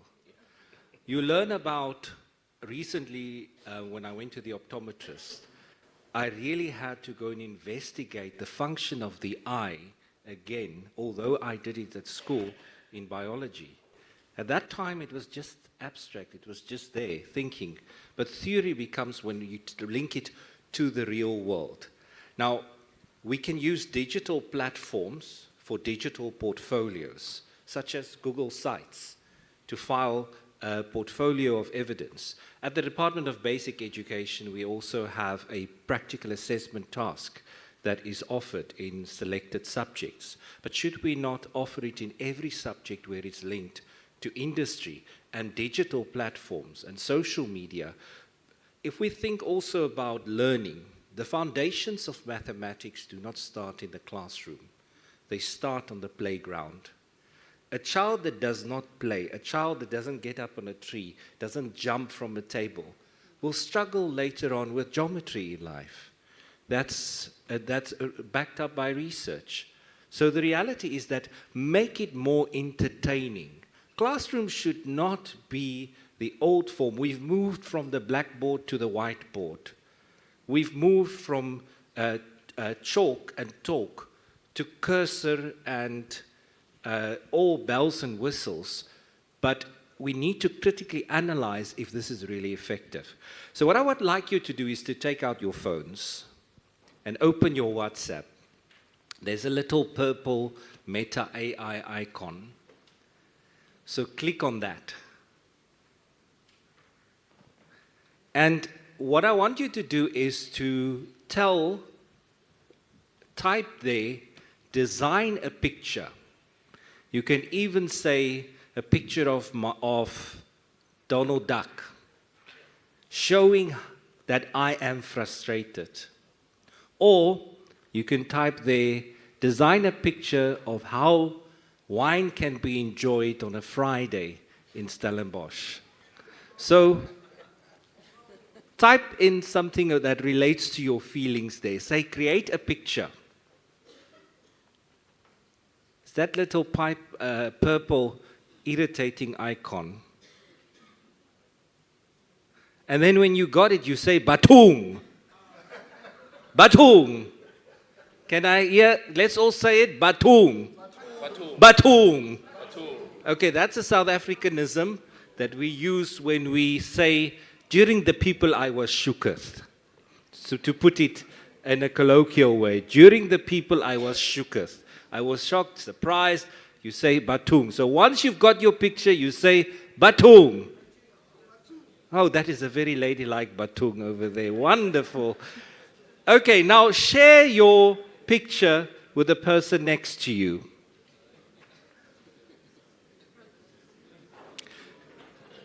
The good thing about this one, it will not create unsavory pictures, so do not feel embarrassed to share.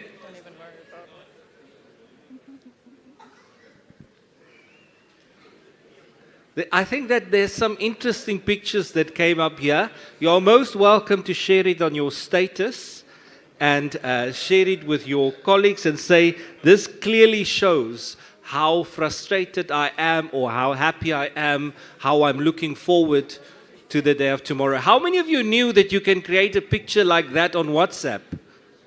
Did you know it? Who's done it for the first time? Batung. Mrs. Ogunbanju says hers can't generate it. You try to insert a living character.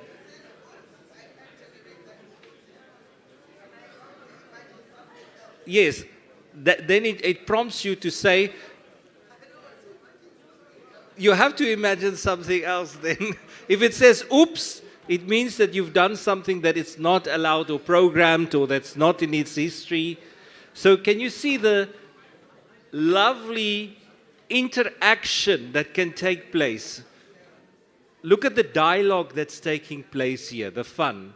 Kids are already active on these platforms, on social media platforms. They're having fun out there, while we want to put their noses into textbooks. And this can be used effectively as a learning experience. I've had acquaintances who shared with me how they've used AI and a platform like this to work through trauma. How would you react? I'm currently feeling like this. How do I resolve it? And it gives you a perfect psychological answer how to deal with the situation. It does not give you the solution, but it guides you towards that. So we need to ask ourselves, do we only learn how to solve our exes when we go through a divorce? So, do we need to cross our I's or dot our I's, dot our T's and cross our T's?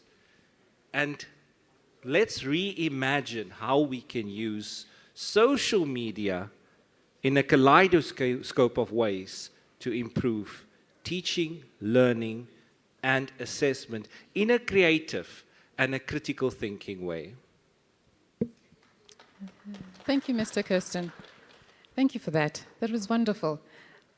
Just to bring the topic, obviously back on course, what I've noticed when I spent time in Australia was that there was a strike about internet access, and this was 12 years ago.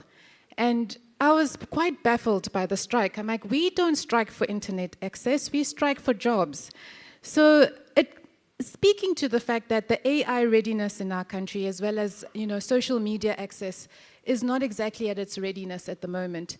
If you look at the different nodes across the continent, you'll get to see that South Africa is one of the biggest nodes in terms of sort of social media readiness and also access. We're having a challenge of access to these platforms as well as educational assessment, because people go home and there's no access to either internet or even access to any social media, or even knowing how to create an account, also making the account looking professional, and also just to also apply for jobs.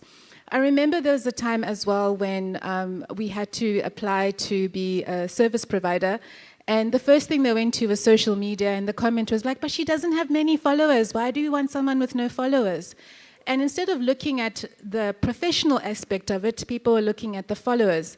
Sometimes you get a following that doesn't even speak to what you actually are doing in the industry. And how do we resolve that? What are the laws that are in place to ensure that people are safe on these elements?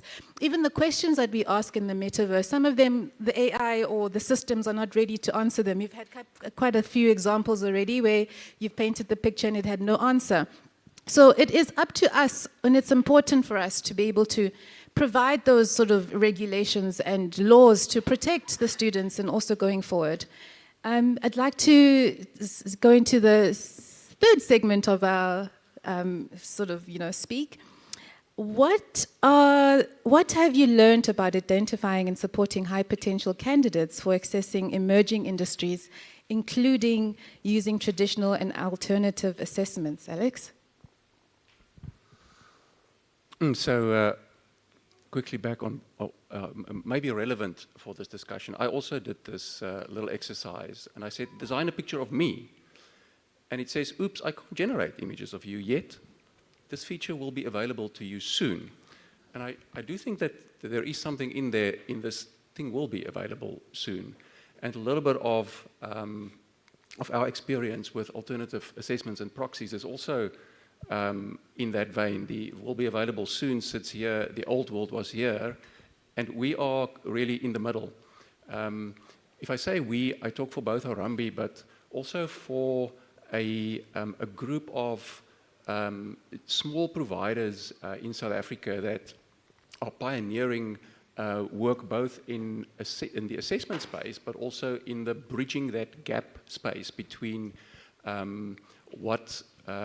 where work seekers end up after, say, a 1 to 3 year diploma in technology, or even a 4-year degree, and getting access to work. And these are the likes of Capacity, Explore Data Academy, Umuzi, DigiLink, which sits inside of Harambee. And those players, including us, have been using these sometimes even way out assessments, both in experiments and in real life identifying of people. We've used gamified assessments, we've used versions of psychometric assessments. We currently have what we call a fluid intelligence screener on our website, which is a version of problem solving, pattern recognition. Importantly, a lot of these assessments are not bound by language. So we get our work seekers who are not as proficient in English to also play on an equal footing. And so the good news is that these things work. We are sitting in a unique position that we are not bound by the same policy regulations as we are dealing with thousands and not hundreds and thousands and millions of people. And we're also in small organizations where we can adapt very quickly. Places like Umuzi, I chatted to one of the founders yesterday to just get a bit of an update. They have not had the same set of assessments and the same entry-level process into their program 1 year to the next for as long as they've existed, which was since 2009. Every year they tweak. And what we can then bring is this practical insights that it works and we're going to keep on changing. It works, it's not perfect, and it's also not going to be perfect next year, and it's also not going to be perfect in 10 years. We're just going to keep on learning how this goes. Maybe a few learnings from this digital space is that one thing that this new technology enables us is to move from an assessment being a yes, no, a pass, no pass, to meeting the learners where they're at. So to give feedback in terms of, after this assessment, you have shown that you can do this, you can do that, or you can do that. And an assessment in that way can then serve to open a next gate to either a next learning environment or a job. We're particularly interested in that gate opening a job. So assessments for us is only useful if the result of that assessment can open another gate onto the pathway to work. That's where we come from. So whenever we look at assessments, we're looking for that feature to give us more than a pass-fail, but rather an indication of what could be next for this particular individual. Quite often in the South African formal sector, so when we're looking to help the banks or the telecoms with coders, the next thing for the people that start with us is another learning environment, because quite often they are not work ready yet. So it is entry into these programs that then quite often become learnerships in the South African context. Maybe just as a quick side, we also have got a lot of exposure to young people who find their own way into the digital economy. So this is everything from Uber drivers to, say, social media influencers or people that share content on social media. And that space, assessments aren't really relevant, since the audience in the end is not interested whether I passed the social media test. They're just interested in my content. So the help we can offer those people is again back to paying off their digital debt. It's getting them access, it's getting them data, it's getting them exposure, so that they've got a better chance to self-select into those places. Thank you, Mr. Alex. Dr. Jenja, I'm just going to ask you this last question. What strategies should what strategies should be implemented to ensure that digital assessments are inclusive and equitable, bridging the digital divide and accommodating diverse learners? Yeah, thank you for that question, really, because I know, as we might all know, I mean, we are, most people here are either on one gadget or the other, and we have all realized that connectivity is not really a luxury anymore. In the past, we used to be, if you are connected, it's fine. If you are not connected, it's not fine. It's no longer like that.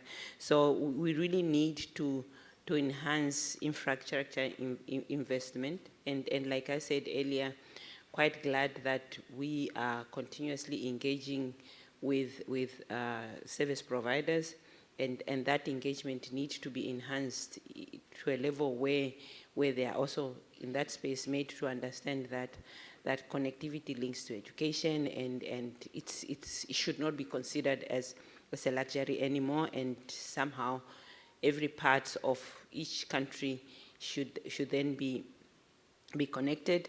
We also deal with the fact that we all know that we live in diverse community in terms of where we are, in terms of industrial development.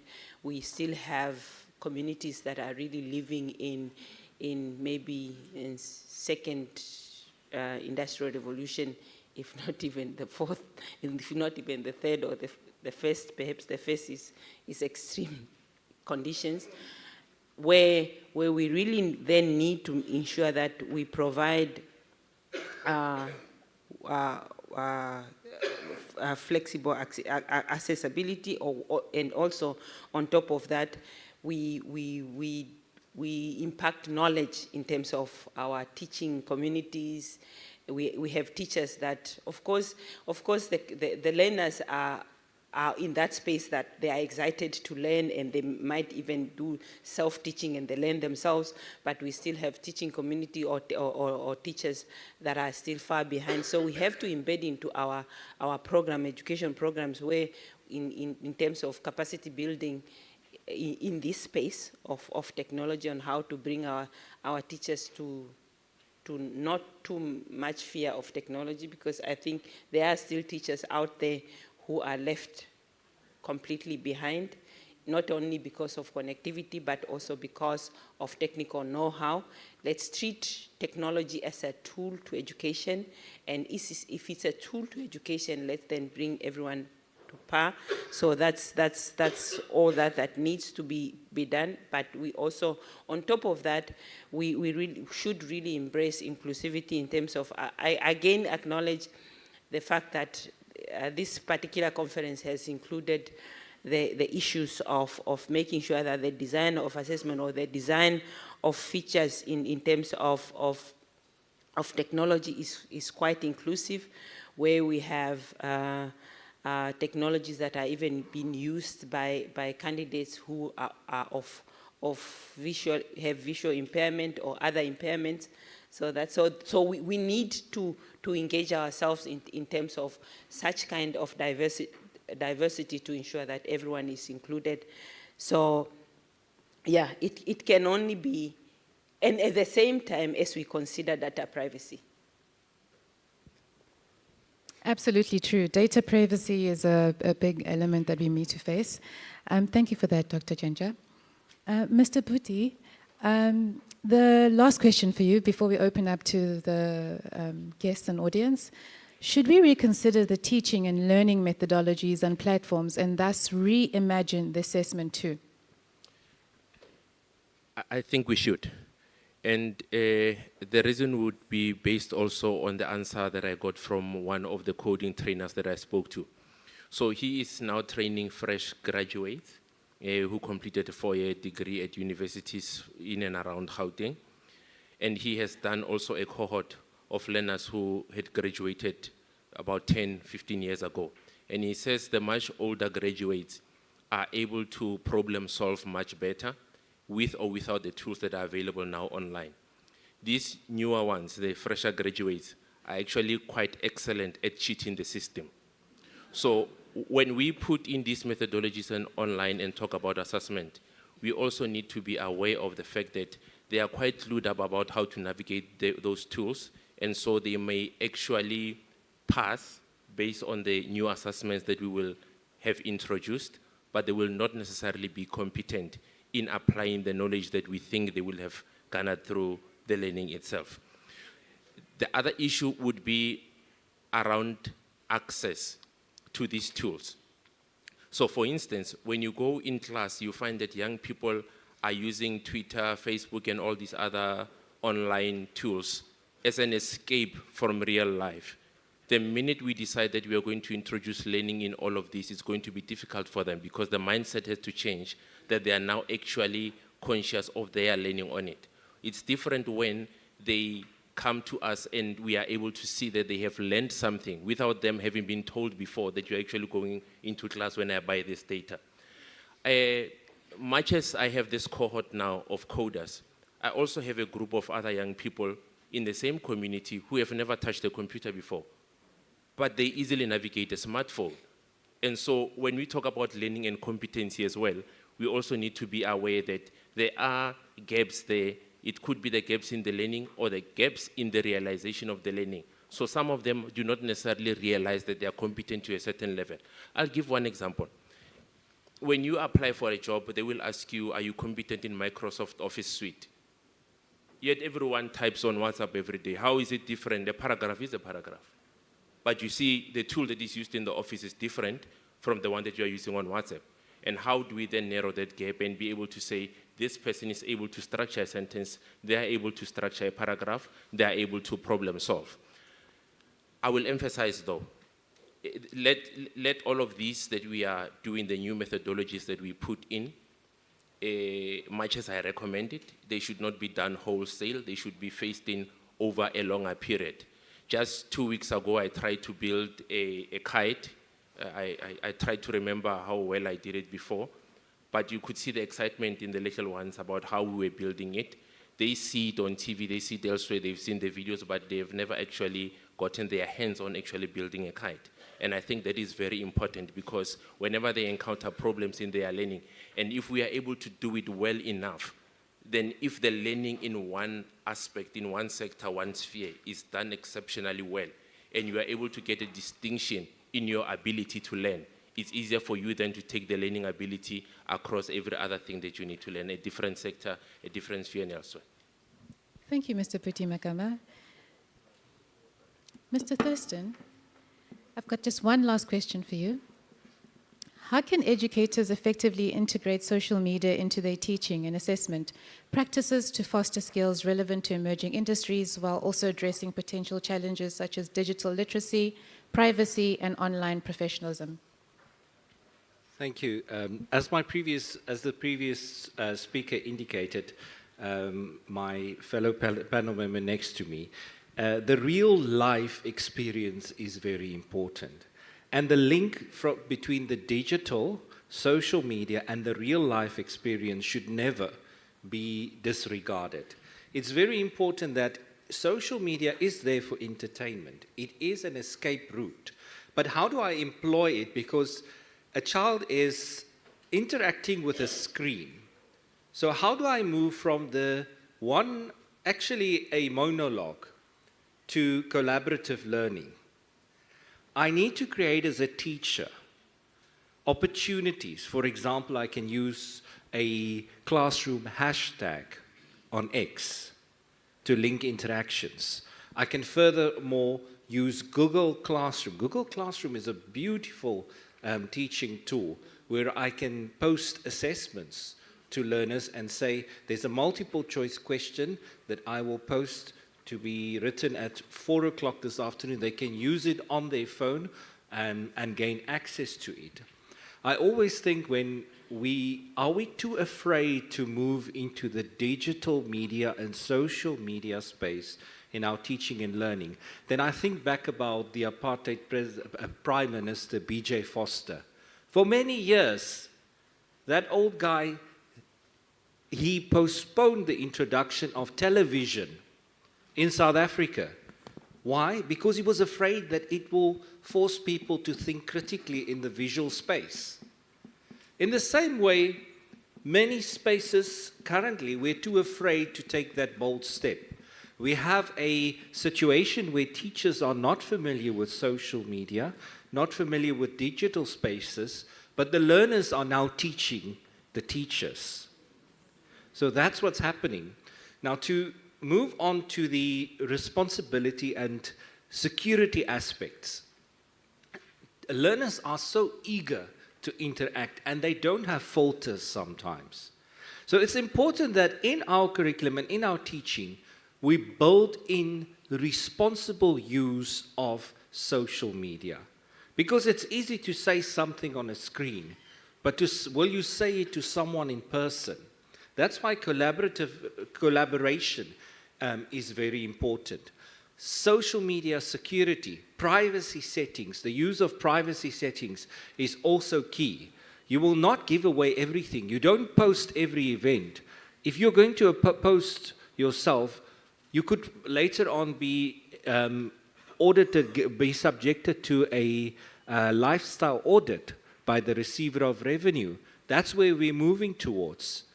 SARS can pick up, South African Receiver of Revenue is now engineered to pick up every movement. And you think that that 2,000 rand that you got from social society is not picked up by SARS.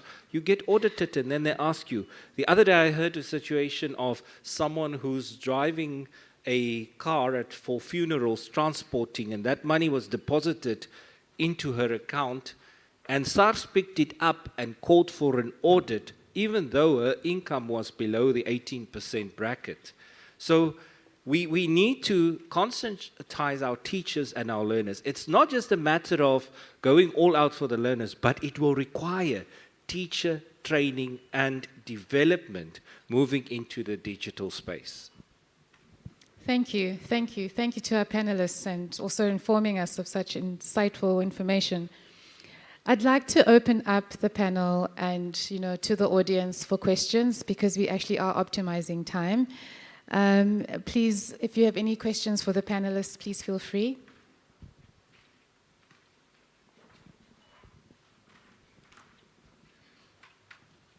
Any questions?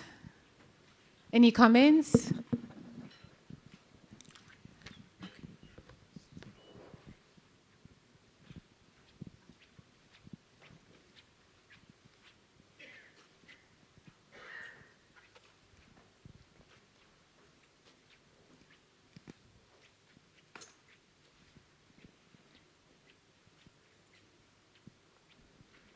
Thank you so much for the enlightening discussions over a topic that I'm actually passionate about. Yeah, so when I just looked at youth employability through digital platforms, I was just wondering, the house is full of assessment bodies, public assessment bodies. What does it take for us to get ICDL accreditation for our exiting students? In my country, I'll talk of grade 7, Form 4, and A-level. ICDL is available online, and accreditation can be done at, well, institution-wide. But I'm saying we're already doing public examinations, and there is faith in us, even by the school systems and even at government level. We can get partnerships through the ministries of ICTs and all, and have that as part of skilling our exiting students so that they're able to face what the world needs. In my country, we've got more primary schools and secondary schools, and what it means is that some candidates may actually finish their school at grade 7 and they're going into industry to do whatever they're going to do, self-employ, hustling, whatever it is. They need those digital skills. So we could equip them through courses such as ICDL. And then the other thing I was saying, you presented a lot of issues that I think will also require government level participation in a forum like this one. I know on day one we had some people who came in. I think I saw one of the ministers, but I don't know in the audience right now if we've got anyone from at that level who's still around. And also for all of us countries who are here, did we come with representatives, especially there is those parliamentary portfolio committees. Those are the people who make decisions. If I talk of having electricity across my country, having internet across everywhere in the country, I will not win that just by us and my boss in a offices there, but it needs to be taken at a higher level. And until they can come and participate in these events and we come with them here, all of us countries represented, then we can make a change. But the issues that really hinder our progress on these digital platforms, they are infrastructure related. So it means we now need to say not everyone can be catered for at once. There are some areas in all our countries that have progressed well, even at home. One has got 2, 3 phones, one person. And there are some who don't even know what a smartphone is in the same country, right? There are some schools where the equipped labs are there, but there are some that got nothing. At what point are we going to decide on a hybrid form of assessment from formative to the summative at the end of the period? Then we're now saying that as parents enroll to a particular school, they are choosing an option. My child is doing the digital assessment way from ECD, that's in my country, maybe here is R, up to the last. Then when they now opt for assessment, they're now going into exactly what they've been learning with. They're being assessed digitally, and parents know that you can choose between digital and the traditional, conventional way. That way we'll slowly get started and will not be left behind, because some of these things are not overnight processes and they will take a lot more time. So I think then those are just my few points I just thought I should just add to this discussion. Thank you so much. Thank you very much for that. Just to also share on this topic, from an experience point of view, when you are going to showcase work on social media or showcase competency on social media, it's always good to have the tactile experience so that you can almost build a portfolio from a young age for employability. A lot of the corporates look at your social media platforms to make a decision about you, and are you fit or the right fit for their company when you seek out employment.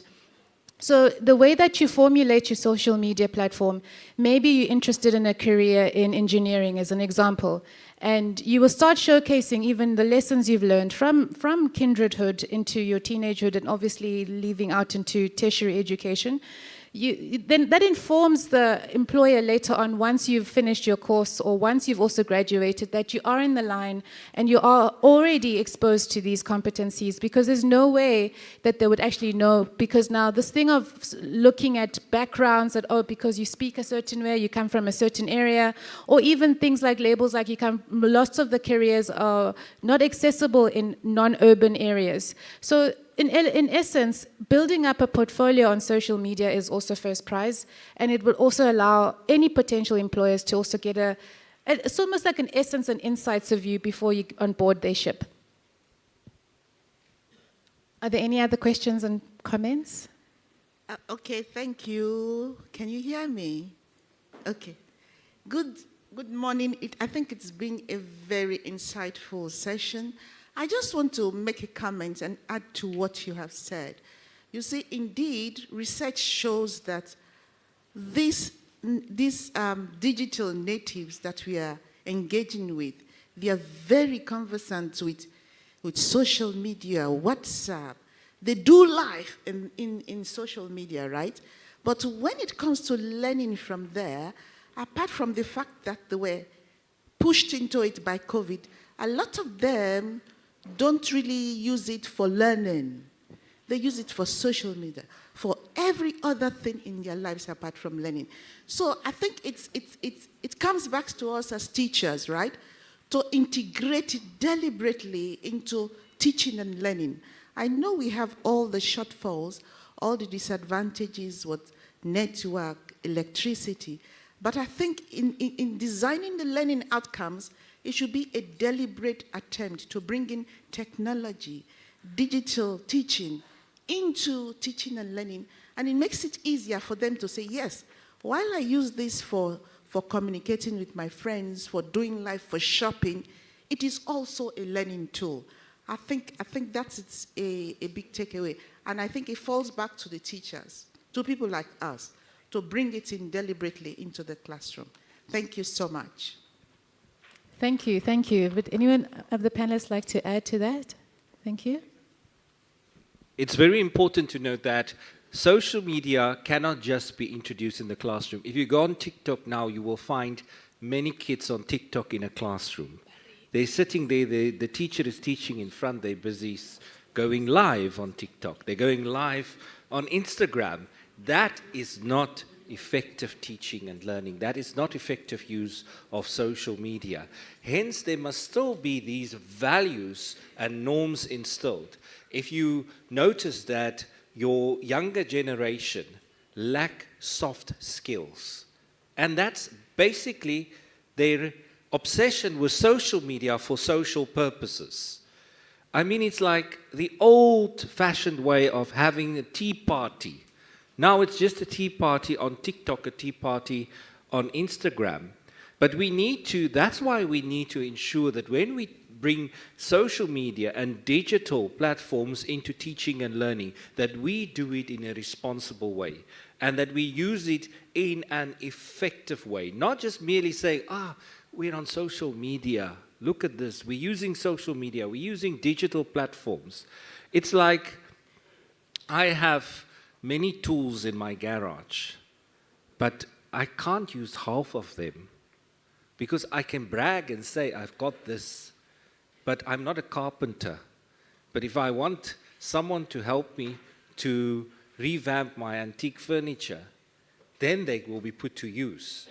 The same way with social media. We are using as a school social media as a department, but the effective use and also the responsible use. It's like rights. I have a right to use social media, but do I have the necessary required values and skills to use it responsibly? Thank you. Thank you. Thank you. I just want to recognize this point about the challenge of getting young people to use technology to learn. From our experience, that is very real, and it is on this spectrum. This is not quite what my WhatsApp said, sorry, can't do, but it's also not in the space of here is a really working model. Internally at Harambee, we often talk about the squiggle, and this is an area where we are in the squiggle. But my recommendation almost would be to persist, because there is real changes on a daily basis, and this thing is, we're with it, and it is happening. I want to quickly respond to the comment at the back just about I think recognizing that the big systems, and this is not only in Africa, this is in Europe and America too, the education systems aren't built to be something different every year. And in this time where there is almost something needed differently every year, the systems struggle to adapt so quickly. So it's sort of two observations. One is where systems do change, quite often it changes by not trying to replace, but to add small little interventions and small little innovations. And in particular, when we're talking digital, let me take an example of problem solving, conceptual problem solving. If the curriculum doesn't teach conceptual problem solving, but we introduce, not replace, just add some conceptual problem solving at the end of grade 10 or at the middle of grade 10 for that matter, to just start to shine a light on what is currently happening with conceptual problem solving in this particular school, not even doing something about it yet. Quantum physics has taught us that if you shine a light on something, it can actually change whatever you shine the light on. And I think this analogy is apt here. If we start to measure the attributes and characteristics that we want to see without even changing the system yet, then we start the process of innovation. So starting something is one suggestion. Number two is to look at the places where the organizations are actually there specifically to innovate. And here again, in the South African context, I don't know the examples in the other countries, it would be the small providers who has made it their life's work to innovate in this space, both for assessments and then for teaching these skills. Maybe a last quick comment, because I know we're starting to run out of time. On our experience in this assessment space is that there are currently, this might be different in 5 years, but currently there are limits as to what we can learn after somebody has just spent time on a screen. So we can learn about their problem-solving ability, we can learn about their technical skills, we can learn about a lot of numeracy, literacy. What we still struggle with at this stage is to learn about elements of grit, elements of taking feedback. Interestingly, it turns out that when people get feedback from a machine, they see it as an instruction to course correct and a challenge. When they get feedback from a human, they see it as a criticism and go into a different emotional space. And that, that little difference can, at this stage, again, this might change, there might come a time where a machine is better at giving the human feedback. But at this stage, the programs that really assess the full capability to be successful in the emerging technology space use a combination of online assessments and then some form of physical exposure to real humans, to course correcting, to seeing how people act in the real world, act with other humans, can communicate with other humans. I'd be glad to be here in 5 years and say we've also solved that one online, but just as a reality check about what happens in practice. Thank you. I think we're running out of time, so just acknowledging what a pleasure it was to be speaking to you all. Thank you. Thank you. Is there any last comments from the panelists? Any last words? Thank you. Thank you so much for your time. And I would like to just hand over to the next session. Thank you.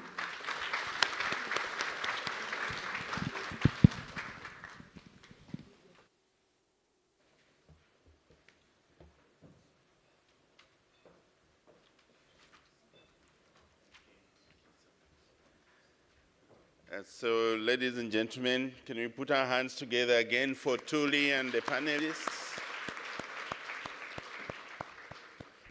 And thank you so much for the interesting discussion. Just to remind each other that we are reimagining educational assessment in the age of multiple dimensions of learning in a global society. At this moment, ladies and gentlemen, you agree with me that the morning session has been quite exciting. We've learned a lot of things. And then before we can break off for tea, allow me to invite Becky to make some announcements. Becky, please. Thank you, Dr. Chilala. Firstly, somebody lost their spectacles. I'm not sure how they've been reading. Please come get it from me. Yesterday, we spoke to you about the AEAA survey. We would like each one of you to assess the AEAA in terms of its direction. And to do that, we remind you to go to the conference app and fill out the form. It's been uploaded. So far, we've got less than 50% of our attendees who've interacted with that. At the same time, we invite each one of you to evaluate the organization of the 40th AEA conference. So on the conference app, there are 2 evaluation forms. The one is for the AEA to determine the direction of the AEA in terms of its strategic direction. Then the second one is the organization of the 40th conference by Umalusi. There are a few changes on the program, and this too will be communicated, but just to indicate the following, that on page, I think it's 36 of the program, the paper which was meant to be given the second stream at 11:45, the paper which was meant to be given by Bikili Porter has been replaced by the one titled Assessing Learning Outcomes of Competency-Based Education and Training. So that paper has got the replacement, and the replacement will be given by Mokwetsi McDonald from Uganda. On the very same page, 36, The paper in the fourth stream at 12:10, 10 past 12, by Aisha Mohammed has been replaced, and in the place of that paper, we will have a paper titled Assessing the Quality of E-Marking. And then on page 39, what is going to happen here is that the last slot between 1540 and 1605, 1540 and 1605, that one has been cancelled. We're not cancelling the papers, we're just rearranging the order of the paper. So that slot has been cancelled, and the main reason why that is so is because we need to have the exhibition booth dismantled later, starting at 3:30. So what will happen is that those papers have been moved up. So on page 30, the paper 520, on page 38, John's paper at 1425 has been replaced by paper 607, which will be given by the CEO of Lesotho Examinations Council. These changes, don't worry if you don't get all of them, will be on the app. And then the paper on page 38, paper 302 at 1450, paper 302 at 1450, has been replaced by paper 734 by Shakazo. Shakazo is moving from the last slot to here now. And then on page 39, the first stream at 3:15, paper 419. 419 on page 39, first stream. Sorry? Yes, 419. Oh, okay. Okay. We've replaced that with, that has been replaced by paper 408 by Robin. And then finally, paper on page 39, same page, second stream paper by Buipuso. It's been replaced by paper 100 by Noma Swazi. So the last slot has been moved upwards. These changes are on the AEAA app. I've spoken about the evaluation form to determine the strategic direction of the association. I've also spoken about the evaluation of the 40th AEAA conference, two last announcements. In terms of transport, our transport subcommittee, they've indicated to us that some of the attendees have indicated changes in terms of their itinerary, their return flights. We encourage you to please make sure that the information you've given us is complete and it's correct and it's accurate, so that we can work on our schedule for shuttling you back to the airport. We encourage you to please go to our registration desk or update that on the app if you have uploaded the app.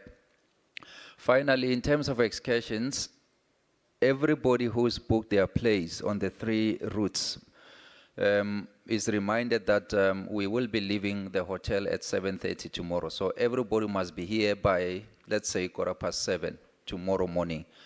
In terms of the attire, you've all been given the white t-shirts. You are encouraged to please put them on for easy identification. Those are the announcements before tea break. And please keep on visiting the conference app for any updates. Thank you very much, Mr. Chair.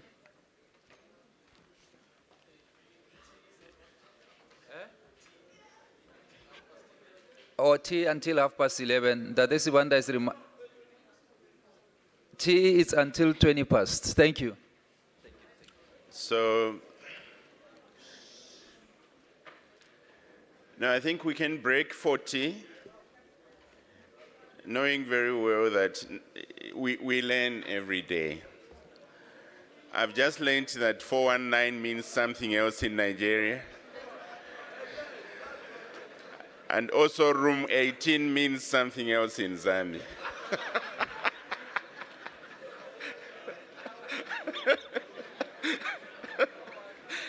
Thank you, ladies and gentlemen. Can we come back on time to continue with our sessions? Thank you.